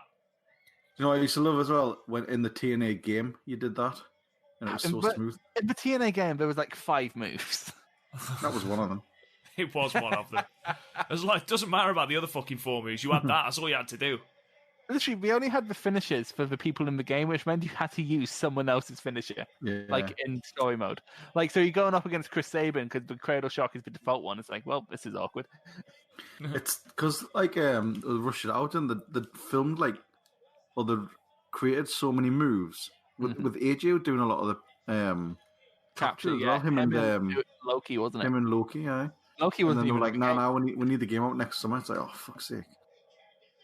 And then they stole the engine and used it to make WWE All Stars. I'll tell you what. Well, they used it. What? I'm sure they used it to make that AAA game as well. Oh, Heroes Del Ring, which Yeah. you own somehow. I didn't even know Right. they sold it here. I don't know Had how to you get it own that imported either. had to get it from Canada. You fucking imported it. You went through that much fucking effort to get a wrestling game you know you're not gonna like for a promotion you don't watch. Yeah, it's interesting. Masks in it. The thing is, it's a weird one because it's not even like it's kind of like a best of. Oh, Well, look it's at not that. even like current roster. It's like the best of AAA. And thing is, you fucking pirate the Japanese wrestling games, which you know you'll like. Because you can't buy them. Yeah, okay. To be fair, I need to get my PS2 emulator working on PC so I can start playing them. Isn't it like a total bitch ass to emulate? Apparently some of them are good. Like my friend John says, he's found a good emulator. I need to get to him. Apparently GameCube emulation's coming a long way though, so I'm gonna get a GameCube emulator just so I can I'll play just go the other way and just buy a GameCube. I think is I have a Wii. I just want it in HD, man. Also, True. Day of I want reckoning. to sit and run in HD. Oh, lovely. I want to see Peak Walter versus Peak Joe. Yeah. Day of Reckoning was good. Like It was a good. They're game. reckoning, but I've never actually played it. really Despite good. The storyline was brilliant. the wrestling game I had when I was a kid on the GameCube was WrestleMania 80. What really? the fuck? Fucking Torture hell. rack on Samoa Joe? Torture Rack. That's amazing. Lex What Luger the could fuck? never. Oof. Jesus. Fucking Utami's fucking rack bomb right there. Jesus. I'll say that, like Utami. This match is draining to watch. It's a lot, isn't it? To think we have an Okada versus a Mega match after this. Thankfully, it's a G1 one, so at least there's a 30-minute time limit. Yeah, no, it's short. Oh, I love But that. it's still, but this match is fairly short. It's still a lot. I just can't believe how much they pack into it. These three are fucking great You know what together, it's like? aren't they? It's like how Black Swan is only 90 minutes long, but you feel like you're stuck in it for 3 hours because of just how much it sucks you in. Oh, I'll say that. Garth doesn't like it. it's all right. Oh, that was amazing. Oh, my lovely. God, no. Holy no, shit. no. Stop it, AJ. You Stop naughty, it. naughty man. Oh, Stop Jesus, being so only good. just. This has the same energy as like that Dragon Great Six-Man in Ring of Honor, but it just doesn't stop. How are they still fucking going? Like, Do the parents think of, oh, well, he'll sleep tonight? Oh, let him tire himself out. He'll sleep tonight. Don't know where. Do you think it was? Do you think Ooh, it was fucking confusing hell. to work in the six Jesus. sites? Say again? Do you think it ever got confusing to work in the six sites? when you hear people talk about it, they said it was a little bit disorientating because where you would run off a rope is a Turnbuckle. buckle, and the rope was really tight. And to be fair, like I understand why they dropped it because like it doesn't actually add anything to the product. It was No. literally just a exceptional- we are different, isn't it? Yeah, with the exception of AJ said it was really good for springboards. Yeah. Which, to be fair, yeah, because the ropes are going to be fucking tight. Because I remember, like, literally my introduction to TNA was seeing the ring in Tesco and thinking, why the fuck does that WWE ring have 6 sides? I would have bought it. Yeah, and then I asked my friend at school, he's like, oh no, that's TNA. And it's fucking on Bravo. I'm like, oh, I get Bravo. I can watch wrestling. Oh, counted. Oh, he's pinned him. Nice. As if that's the way we finished it after all those moves. No, I think that's the thing, because I don't think there's a way to, like, in these matches where you throw a million things at the wall, I think it's impossible to end it in the perfect way. To be Everyone fair, got their finisher in. yeah. Yeah. And nobody comes out of this match looking weak. Ultimately, Daniels was pinned, attempting his own finisher. Joe looks strong, technically still hasn't lost. It's never been pinned, never been submitted. Daniel still has that tattoo, so, you know, everyone's a winner. So quite frankly, he looks bad coming out of this. Right, let's pause it then, guys. I am. So, Garth, as good as you remember. Yep. Brilliant. Had everything. Apart from any slowdown, because it was just fucking 100 mile an hour all the time. It Didn't really, have a it Canadian really destroyer. did. It's one match I didn't. There's no P.T. Never let him Williams. let him watch Utami versus fucking Saya. No, maybe I not. don't think people were allowed to do that at the time. If P.T. Williams was around, or maybe it was a bit later. Oh, Cornette was there, but he probably got annoyed with our flips. Chris, what did you think of it? Did you just try to call me Gaff, you motherfucker? I did. Both the same person to me. It's like Garth with hair. It's a fucking classic for a reason. Like, it's one of those matches where you don't say anything about it because there's fuck all to say. Like, it's one of those. It's not. This match isn't great on like some deep, like, level. This isn't like watching a Bret Hart match or a Danielson match or something like that, or a Tanahashi match. There isn't layers to this. It's kind of just doing shit. Entertaining. It's easy to watch. Yeah, you know what I mean? Like in movies, you need a like you need your Supermans, your Star Treks, your Star Wars, where it's just easy to watch for 3 hours and 2.5 hours, 3 hours, and no one gets annoyed. Star Wars. And then you need like the one we watched before. It's there's psychology involved. It's like your Black Swans or your I'm trying to think of One Flew Over the Cuckoo's Nest. Yeah, another film I haven't seen is on my list. I'm just like your Blade Runners. Your if the match we watched before was like a Blade Runner, pardon the pun. This is your Star Wars. Yeah, this is your Star Wars. This is your easy to understand, easy to digest, but still perfectly valid wrestling. Controversial opinion though, I don't think it's perfect. Intriguing. That's why we do these podcasts, Chris. I'm not saying it's bad. Just it's not perfect. Like, there's slight moments of miscommunication, but that's only very slight. And also the finish. As I said, I don't think there's a good way to finish this match. But I think just on what's essentially a roll up. I understand that they couldn't really do any other moves, but I don't know. But make it a burning hammer and it would be a Garth, what are you giving it out of 5? I don't think it's a 5-star because, like Chris says, like the finish was more economical than it was economical. Yeah, like it was like an easy way to end the match, if you know what I mean. After everything they'd done before, it was like shit, lad, we need to go home. And like there wasn't any let up when there maybe could have been, but then you couldn't because then you've got 3 people there. So it's as close as. So I'm going to go 4 3/4. I actually agree with you, Garth. And Chris, to a certain extent, I don't think it's perfect. It's a really, really fucking enjoyable match. And again, Chris, I agree with you in, you know what? Some matches you don't need in-ring psychology. Some matches you don't need the twisting narrative. Sometimes you just need Transformers, basically. You need Michael Bay. Yeah. You just need fucking explosions and some slow motion and Megan Fox. That's all you need. I think if we were grading this at the time, it probably would be a 5-star. Yeah, I agree. Because there's so little that was like this in 2005. At the time, I'd be 8, so I'd just be enjoying the flips. People do flip things. Chris, what would you give it out of 5? Same as you two, 1 3/4. Tremendous. Right, let's move on then. So we've got our last match from the G1 Climax 27, from the last night, the final night, the final Block B match. By the way, very quickly, Garth, it's going to say 1 hour. Don't worry.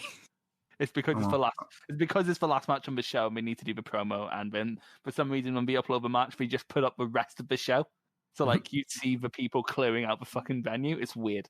I've never understood why World does that. But yeah, Garth, why did you pick this? Because this was your pick. Why did you pick this? Hang on, what? This is Garth's pick. What the fuck? Because I was looking for an Okada Omega match, and that went under 40 minutes. Exactly, yeah, and the only one, and one that came in like sort of in and around the best matches, and this one just kept coming up. So, well, there's only 4 of them to be fair, Garth. So yeah, fuck it, I'll put it on, and it was the shortest. So yeah. Always bodes well. This is why I like. We'll obviously get more into it when we press play, but I think that's why I like this match, because in the world of like, it sometimes feels like New Japan doesn't know how to do anything but long epics now. But like, this match showed that these two can put together a svelte little display. You just love that word, don't you, svelte? It's a really good word. It's a really good word. I love how much you love the word svelte. It's fun to say as well. If you go on to New Japan World, then boys and girls, ladies and gentlemen, whoever the fuck is listening, or Daily Motion, or however you are choosing to watch this, we're going to watch it through New Japan World and watch the English commentary version. We're going to start it from the very start. There's no video package. Again, like Chris said, it says it's an hour and 2 minutes. It fucking isn't. It is a maximum of half an hour. So if we're both ready, as in Chris and Garth, and obviously me, we will press play. It'll be some shit if you won't ready. 3, 2, 1, play. Hey, do you remember when New Japan was good? Yeah, I remember. Oh, it's Don Callis again. Yeah. By the way, what you won't... Well, we were on the same block. So earlier in this night, I watched through the entirety of G127 last year. It was around a year ago, actually. It was during lockdown. Don't remind me. So, early in the night, Juice Robinson defeats Evil and goes to English commentary, steals the microphone and goes, I'm going to go to Roppongi and make love to several beautiful Japanese women. Perfect. I love Juice Robinson. I love Forrest Over's tweet on it. It was like his new hair. It's like Juice Robinson's dick must be massive because he clearly doesn't give a fuck about how he looks. Well, he's already going out with Tony Storm, so he's pretty much winning at life. He's a wrestler, he's doing well in Japan, and he's with Tony Storm. I think he's got it all made, to be perfectly honest. I think he's doing pretty well for himself. Oh, that belt's so beautiful. Still beautiful. That's a lovely belt. You know what isn't lovely? Those mutton chops. I've never understood. The Kenny Mutton Chops. They are still better than the Kenny Omega ones. The Triple H ones. No, not the Kenny Omega ones, the Matt Jackson ones. Oh yeah, the Matt Jackson ones, dog shit. There's no way I can possibly defend those. He's too like white trash to pull off mutton chops. He is too white trash. So are they the heels here then? I guess so, yeah. Kinda sorta. What's the book so they are? Because they're cocky little fucks. Like, just because you don't like the Bucks doesn't make them heel. I forgot how much you hated the Bucks. It's like, when is fucking Cody going to turn fucking heel? The past week, this past week is the first time ever that Garth's liked a Young Bucks match more than I have. Look at that one dude in a fucking PWG top. To be fair, big ups to him. Like, one day I hope to fucking go to a G1 fight. Well, actually, it depends if New Japan gets better. I hope to go to Japan one day and watch wrestling. Sorry, Chris. One day we'll do it in January, and we'll do that Wrestle Kingdom week, and we'll do All Japan, we'll do Noah, we'll do Stardom. Oh, don't say that to me, because I will drag you to some fucking obscure show. I don't give a shit. Drag me to Freedoms, mate. Don't give a shit. If we're going to do it, we do it properly. Oh, if we're going to fucking Freedoms. I want to see I want to see one of those proper death matches live, man. Though, to be fair, I think all three of us... You can come to Garth, but you're going to end up being like Bill Murray in Lost in Translation. You're not going to know what the fuck is going on. But you might fall in love with someone who looks like Scarlett Johansson, so... I think we've got more chance of dragging Garth to WrestleMania, to be honest. We do. We should try and do it in the same year. Oh my god, I can't. To be honest, I'll struggle with Japan in Wrestle Kingdom season because of work. I'll struggle. Somehow I don't think the missus is going to let us go for like a fucking jolly up and like not take like, them. Hi, I'm going to America, getting pissed and watching wrestling with two guys I met on the internet. Okay, bye. It's like, where are we going this year? The caravan. Blackpool. Blackpool, I know, a lovely hotel. Fucking the murder hotel. The murder hotel. And it costs the same as a trip abroad because it's so fucking expensive to go holidaying here. Fucking ridiculous, isn't it? What is with Okada's hair? He looks like Ryu Mizunami. We were talking about this last time we had an Okada match on the Watchalong, how much, it's not just like work rate that Okada's lost, it's an aura. Yeah, 100%. I mean, again, it doesn't help that he's working with two slip discs in his back. Of course not. Which, like, the fact that he's still wrestling now. Because he is, and I know you don't like him at the moment because of his output, which I think, you've said before, I think it's perfectly explainable now. Yeah. He is one of the best wrestlers in the world. Apparently, his Shingo match, I've seen so many people who are difficult to please with New Japan. I've seen those people, like I've seen WH Park, who does a load of stuff on Post Wrestling, and he'll rate things brutally honestly, and it is fucking hilarious. But he gave that 5, so it might be worth checking out Okada versus Shingo. Every time I watch Okada, I just watch him and I just think, it's like he's doing this as like some sort of like secondary hobby. He's like just so blasé and not arsed. Hang on, blasé, not you're a Hulk Hogan fan. You're an Ultimate Warrior fan. Yeah, but he Warrior wasn't blasé, mate. Fucking hell. He was close to the eye bulbs. Jesus Christ! You keep forgetting how fast these two were together. Fucking brilliant. Fucking brilliant. And what I like here, he's actually targeting a body part. He's targeting the neck. It just so happens to be that's what all his offense is based around. But, Yeah, but it works against Okada. It's not like, to be fair, because I'm one of the few people who, like, in retrospect, don't think their first two. I think their last 2 matches are perfect. I think this one and the 2 out of 3 falls is perfect. I don't think their other 2 is perfect. As in Dominion and Wrestle Kingdom, especially Wrestle Kingdom, because they set up limb work at the beginning and then it goes nowhere. Like, and I somewhat get it, but also like they had to fill up the time. But there's a better way you could have done it. You didn't have to introduce elements you weren't going to use. What time are we on, boys? For fuck's sake, we almost on a podcast. 6 minutes, 33, 34, 35, 36, 37, 38, lovely boot, 40, 41, ooh, lovely boot, 42, 43, is that Oka again? 45, 46. 17, 40, yeah, it will be. Yeah, we know what's coming, guys. I keep getting loads of pauses. Do you bet because New Japan roll's a bit trash? Oh. Fucking lovely. Fucking lovely. Fucking lovely, that.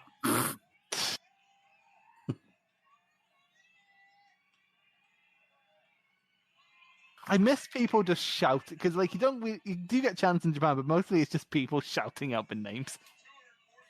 Like Kenny. Kenny! Kenny! It's Kenny! What? Kenny! Imagine if he turned around and shouted, "What? What do you want from me, woman?" I'm kind of busy. I'm trying to see what the sponsors are for this one, because I don't think it's Pac-Man. Oh, it's Card Fight. Oh, because Bushiroad owns it, who does Card Fight Vanguard, which is a card game. Did you really have to tell me that Card Fight was a card game? I don't know, sometimes things aren't what they say they are.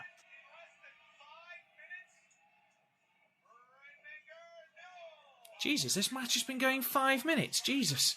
We've done a lot for 5 minutes, haven't we? I was thinking that. Ooh. Now, at this point, Chris, I am right in thinking that both people can qualify for the final at this point. Yeah, both of them are. They're the only 2 left in the block who can qualify, yeah. Qualify and face Naito. Yeah, I believe if I'm remembering right, a draw would have put Okada through, so Kenny had to win it. To be fair, this G127 still my... Despite the fact that G129 had, like, more bangers, G127 still my favourite. As in the entire tournament? Yeah. You've said this before. It's because... I know, I don't like it when G1 is just banger, banger, banger, banger, because you get fucking burned out. Like, instead of that, this one had a bunch of little stories. And, like, G130 had a bunch of little stories going on, but also the matches were going too fucking long. Especially in Block B. Jesus. especially with Naito. I don't know why they saw Naito, who's crumbling, and thought, you know what, we're going to make him go half an hour every night. Is that Rossi in the front row? Possibly. Right, it's gone again. For God's sake. 29, 30, 9:31, 9:32, I'm like 9:33. 8 minutes odd.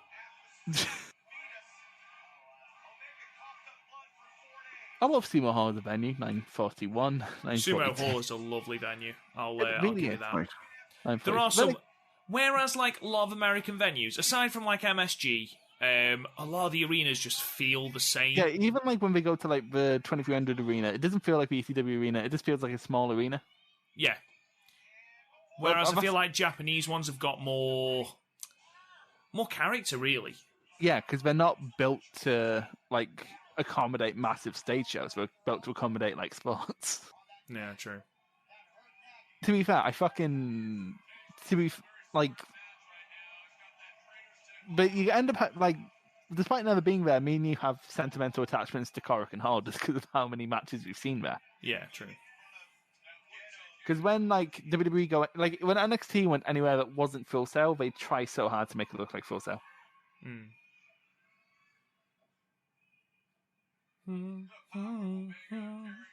Oh, God. Fucking vintage Bret Hart right there.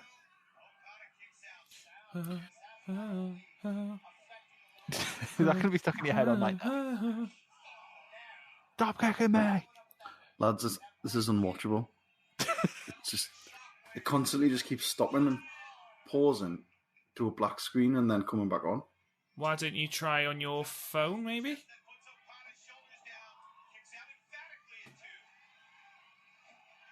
That's what I'm doing, because are you trying to watch it on the Fire Stick? No, on my laptop. World is very fucking temperamental. World is very shit. Yeah, I'm very glad I don't pay for it for a myriad of reasons. Glad I could help.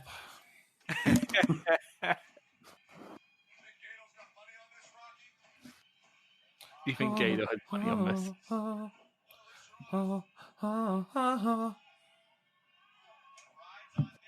What's your favourite venue then, Rob? Like, if you had to power rank the top 3 venues in Japan? On looks or lovely. prestige or what? And what's how the much criteria? you enjoy watching shows from them? Like, what venues enhance God. your... Oh, lovely. What venues enhance your enjoyment of the show? KBS Hall is Fucking beautiful. From a Problem with purely KBS Hall, thing is with KBS Hall is that A, it's a small venue, so no one ever puts on big shows there. Dragon Gate might, but I'm not sure. And secondly, and this is the most important bit, it's so fucking beautiful that you're not watching the wrestling. That is very true. And again, it is a small venue, but from a purely aesthetic point, it's fucking beautiful building. Korakuen Hall, just for the history, just the amount of fucking matches that have happened there, important matches, the history that it has. If we ever go to Japan, we need to go to Korakuen.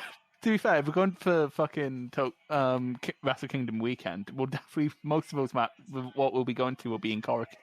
That is true. And Budokan's amazing. Budokan's amazing, but I think Budokan's amazing partly because, A, you just get all that images of, like, Misawa, Kabashi, Hansen, etc. I think that's the thing. It's that, but also it's probably, other than, like, the domes and the outside arenas, it's the biggest place they run. Yeah. So... And then probably, I mean, it's a mix. It's a tie between Sumo Hall and Budokan, I think, for me. Mm-hmm.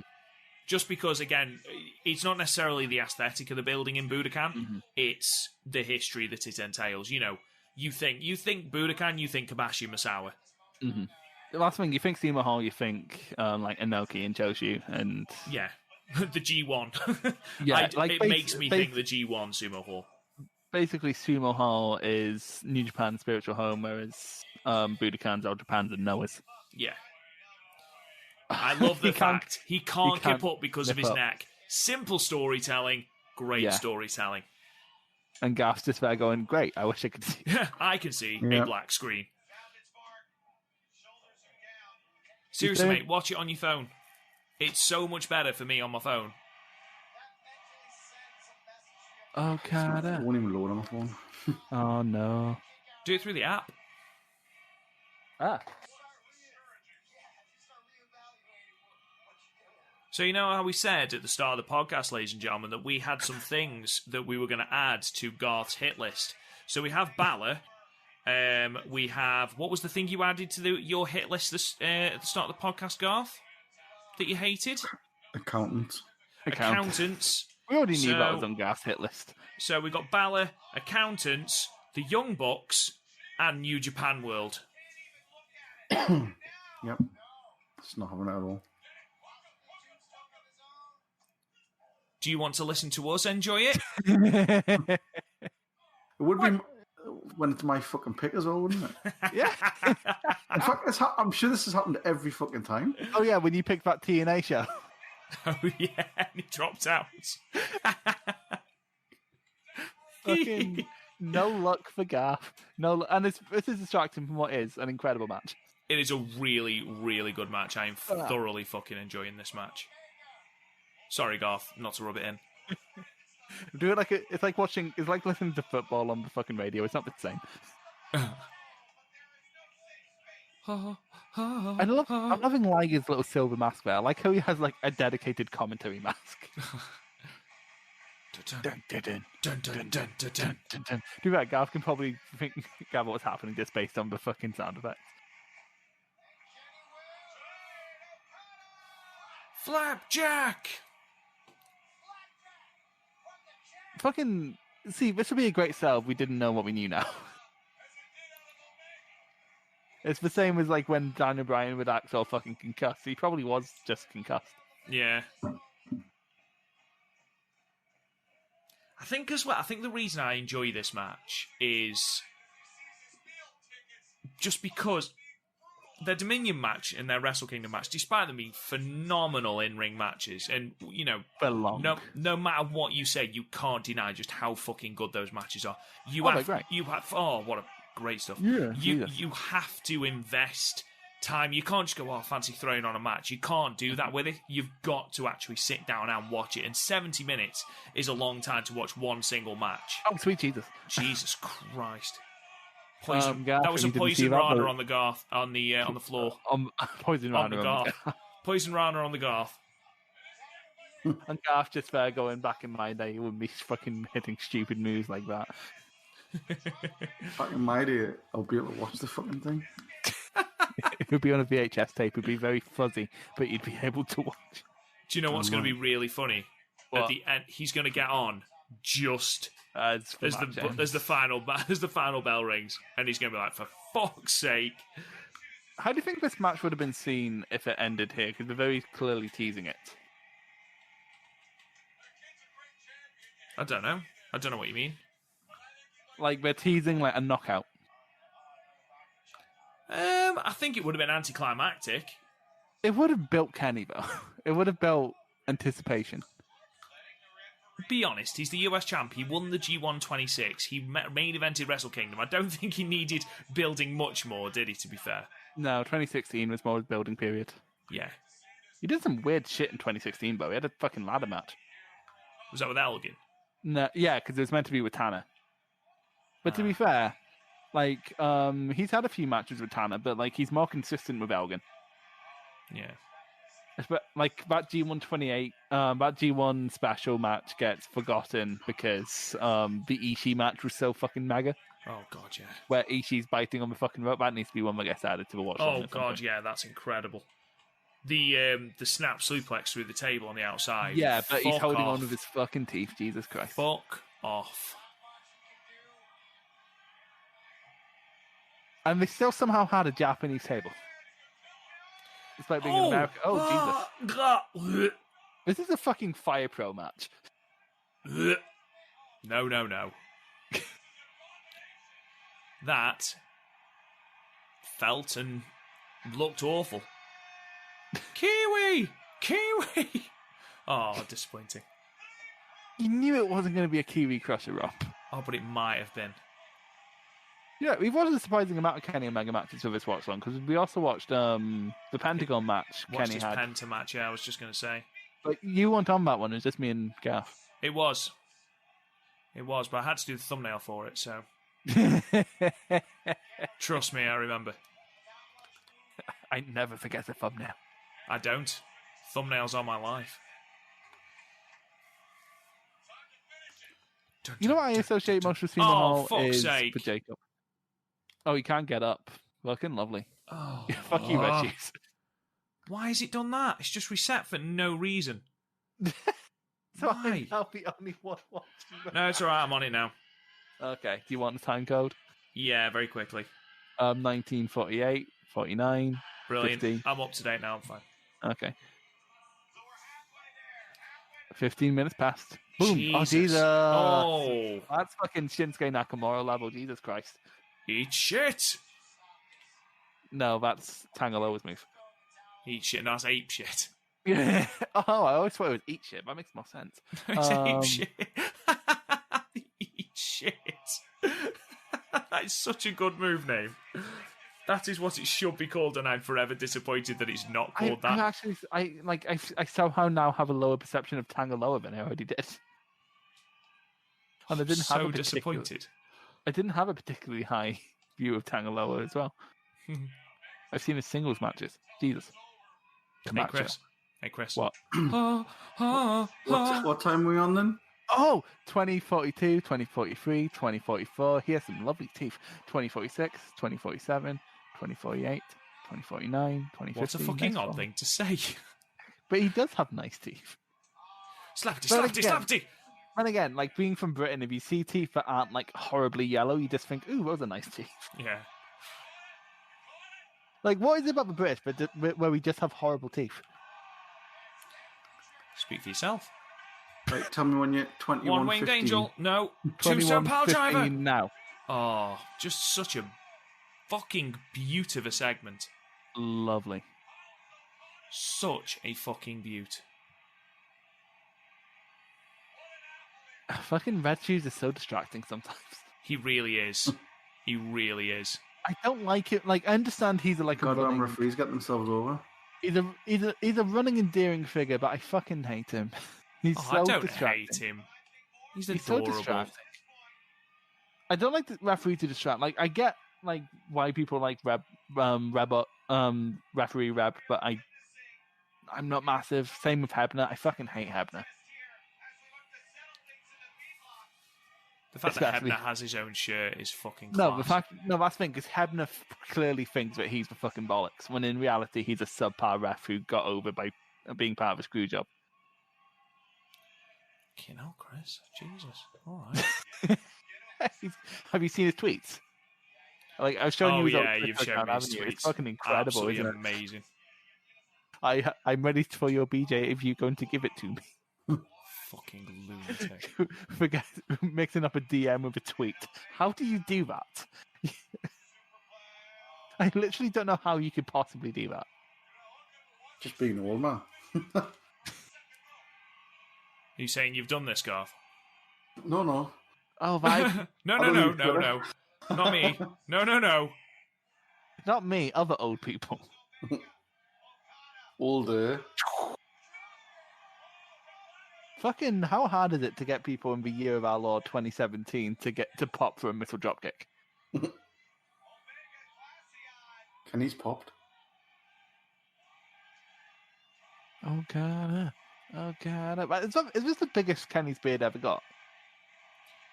I hope so. It's the perfect length for him, I think. Thing is, I like it when like the wrestlers like don't shave or do their hair like throughout the G1. It really sells the toll the G1's taken. Yeah. Right. Oh. Fucking stop it. Fucking, that was a fucking... It's the height he gets. That was a gambit and a half, wasn't it? Oh. Whatever you say, Chris. Whatever you say. Fucking best dropkicks in the business. Best dropkicks in the business. Look at this. Fucking beautiful. At this time, definitely. Ugh. And knee to the face for good measure. No. Fuck you. that was some fucking height on that one.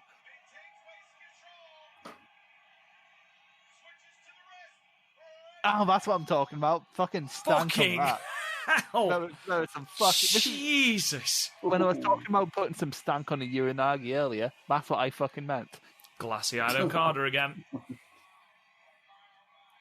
That's what he normally looks like, isn't it? I'm not gonna lie. Okada doesn't look like someone who... fuck. Okada doesn't strike me as someone who has a lot going on up there.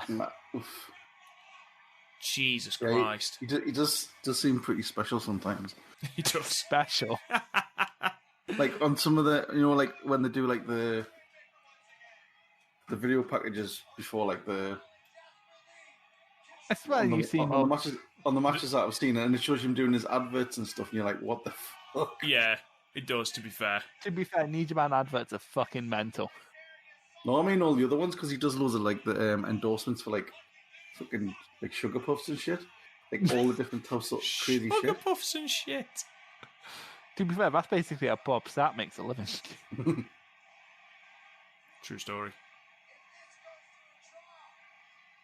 Look at it's so weird, even in fucking Japan, having a sea of Bullet Club tops. And old geezers. Yeah.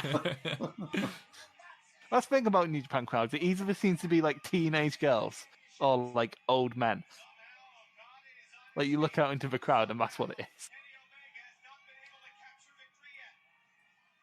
It's so weird. I was thinking about it the other day, how like loads of like fat chin beards with black t-shirts on. American crowd. And like perception of Japanese wrestling seems to change by decades. So like in the 90s it was All Japan, like who was the prestige place to be. In the 2000s it was Noah, and in the 2010s it was New Japan. Ah, my god. So who's it going to be in the 2020s? Stardom. DDT. Honestly, I wouldn't be DDT. surprised. I wouldn't be surprised if Stardom did get like more. Especially, like, it feels massive after Cinderella, Oh, God. even it though really Garth does. hasn't watched it. See what I mean by Okada? He just looks so.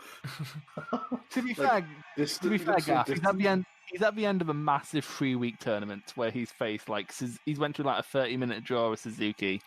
He got brutalized by. That was wasn't that the show before as well? It was the show before. I remember because when I was watching it, I just grind to a halt. It's like I don't think I'm ready for a fucking half an hour Suzuki Okada match. Oh, look at everything feels desperate in this match. Like everything feels like a fight. Like every move could end it. Yeah. You have to earn it. It's probably because like A, they've had to earn every move, and B, we're just dropping each other on the head. Like when people talk about like King's Road escalation, this is King's Road escalation. Do another Uranagi because I love them. Do the Uranagi. Jesus, Oh Jesus my Christ! God. The sit-down Uranagi was always my finisher. On when I created a guy on wrestling. But then Uranagi, isn't that just a side effect? Yeah, kind of.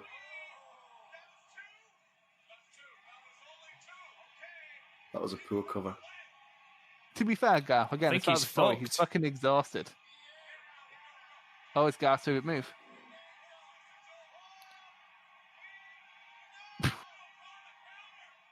Also, the story of these two was Oh that my Omega God. could never get the Yeah.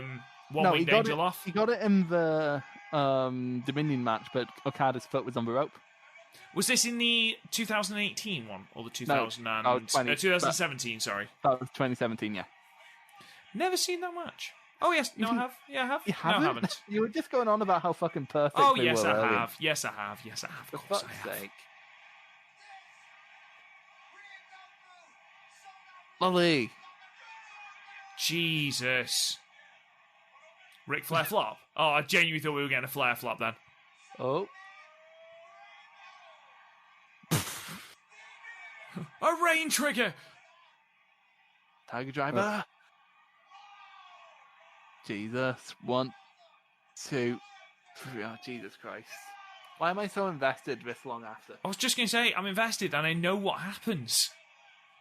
It's ridiculous. Oh, shit. Please, please.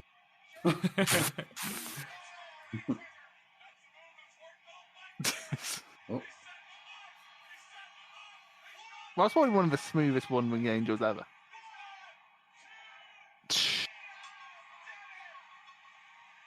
Through to his second consecutive G1 final.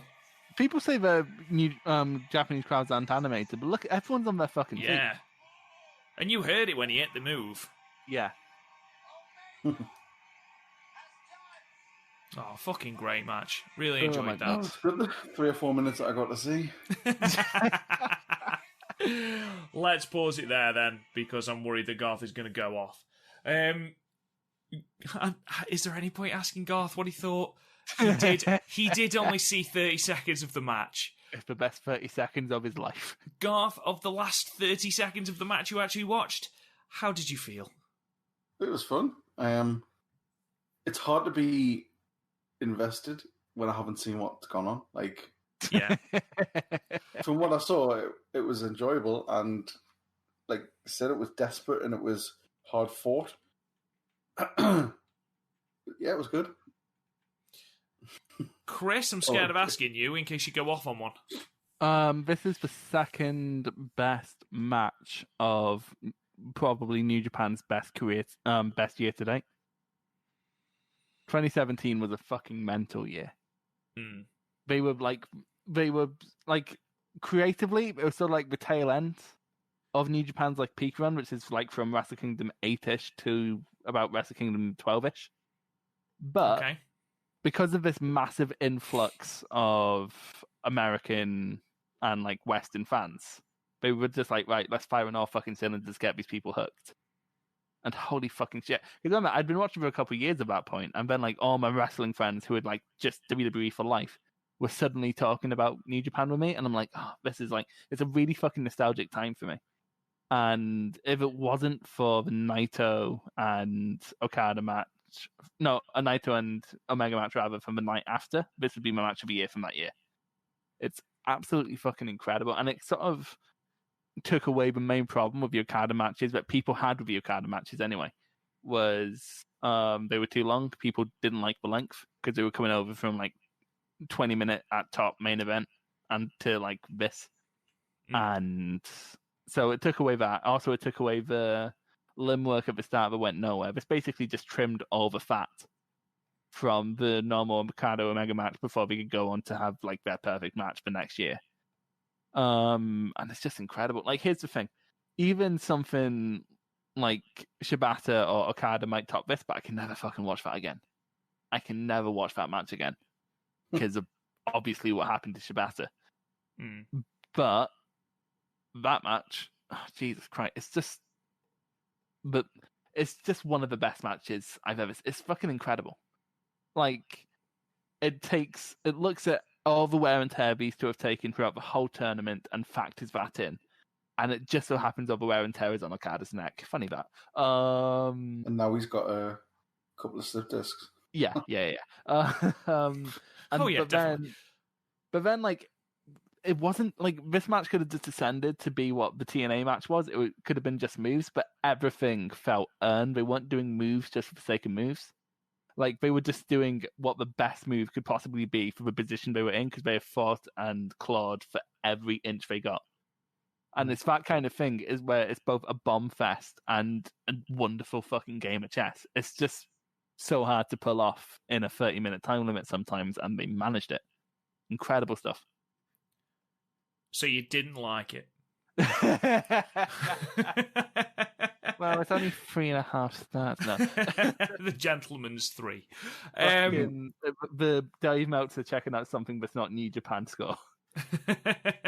I think you've said everything that I wanted to say, Chris. I thought this was a spectacular match. Everything I loved about their feud condensed into a manageable chunk. Just tremendous. These two have outstanding chemistry. They just seem to be able to...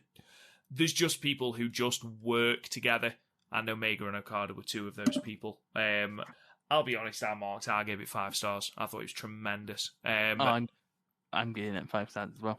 Excellent. Oh, really? You didn't put that across in your summary, Chris? Garth, is there any point asking you what you'd rate it? 3.5. Nothing. Nothing. Fair enough. So it's averaged out at 2.5. Lovely. I'll rate it a highlight out of 10. With that, ladies and gentlemen, we'll stop the podcast there. Thank you so much for listening. We really do appreciate it. Go and subscribe to the podcast wherever you get your podcasts. We are absolutely everywhere. Go and check us out. Check out the website, www.podmania.co.uk, for all our podcast archives, match ratings, including the matches we've watched tonight. We've also got merch if you fancy shilling out for our faces on your chests. That would be lovely. Thank you very much. We've also got Facebook on Groups PodMania Podcast, Twitter at PodMania. You can talk to me on Twitter at RealRobGoodwin. Garth, where can they find you? Still trying to get onto New Japan World? Yeah, I'll be tweeting at New Japan World from at the Gothberg. Chris, what about you? Fuck, I blended last week and I forgot it. Crystal's Pure, that's it. Yay. Okay. And with that, ladies and gentlemen, we'll be back same time, same place next week, hopefully with Garth actually able to take part in the matches, but who knows? We'll talk to you guys again soon. You've been listening to the PodMania Pro Wrestling Podcast. Follow us on Twitter at PodMania, Facebook at PodMania Podcasts, and YouTube and Instagram at Real PodMania.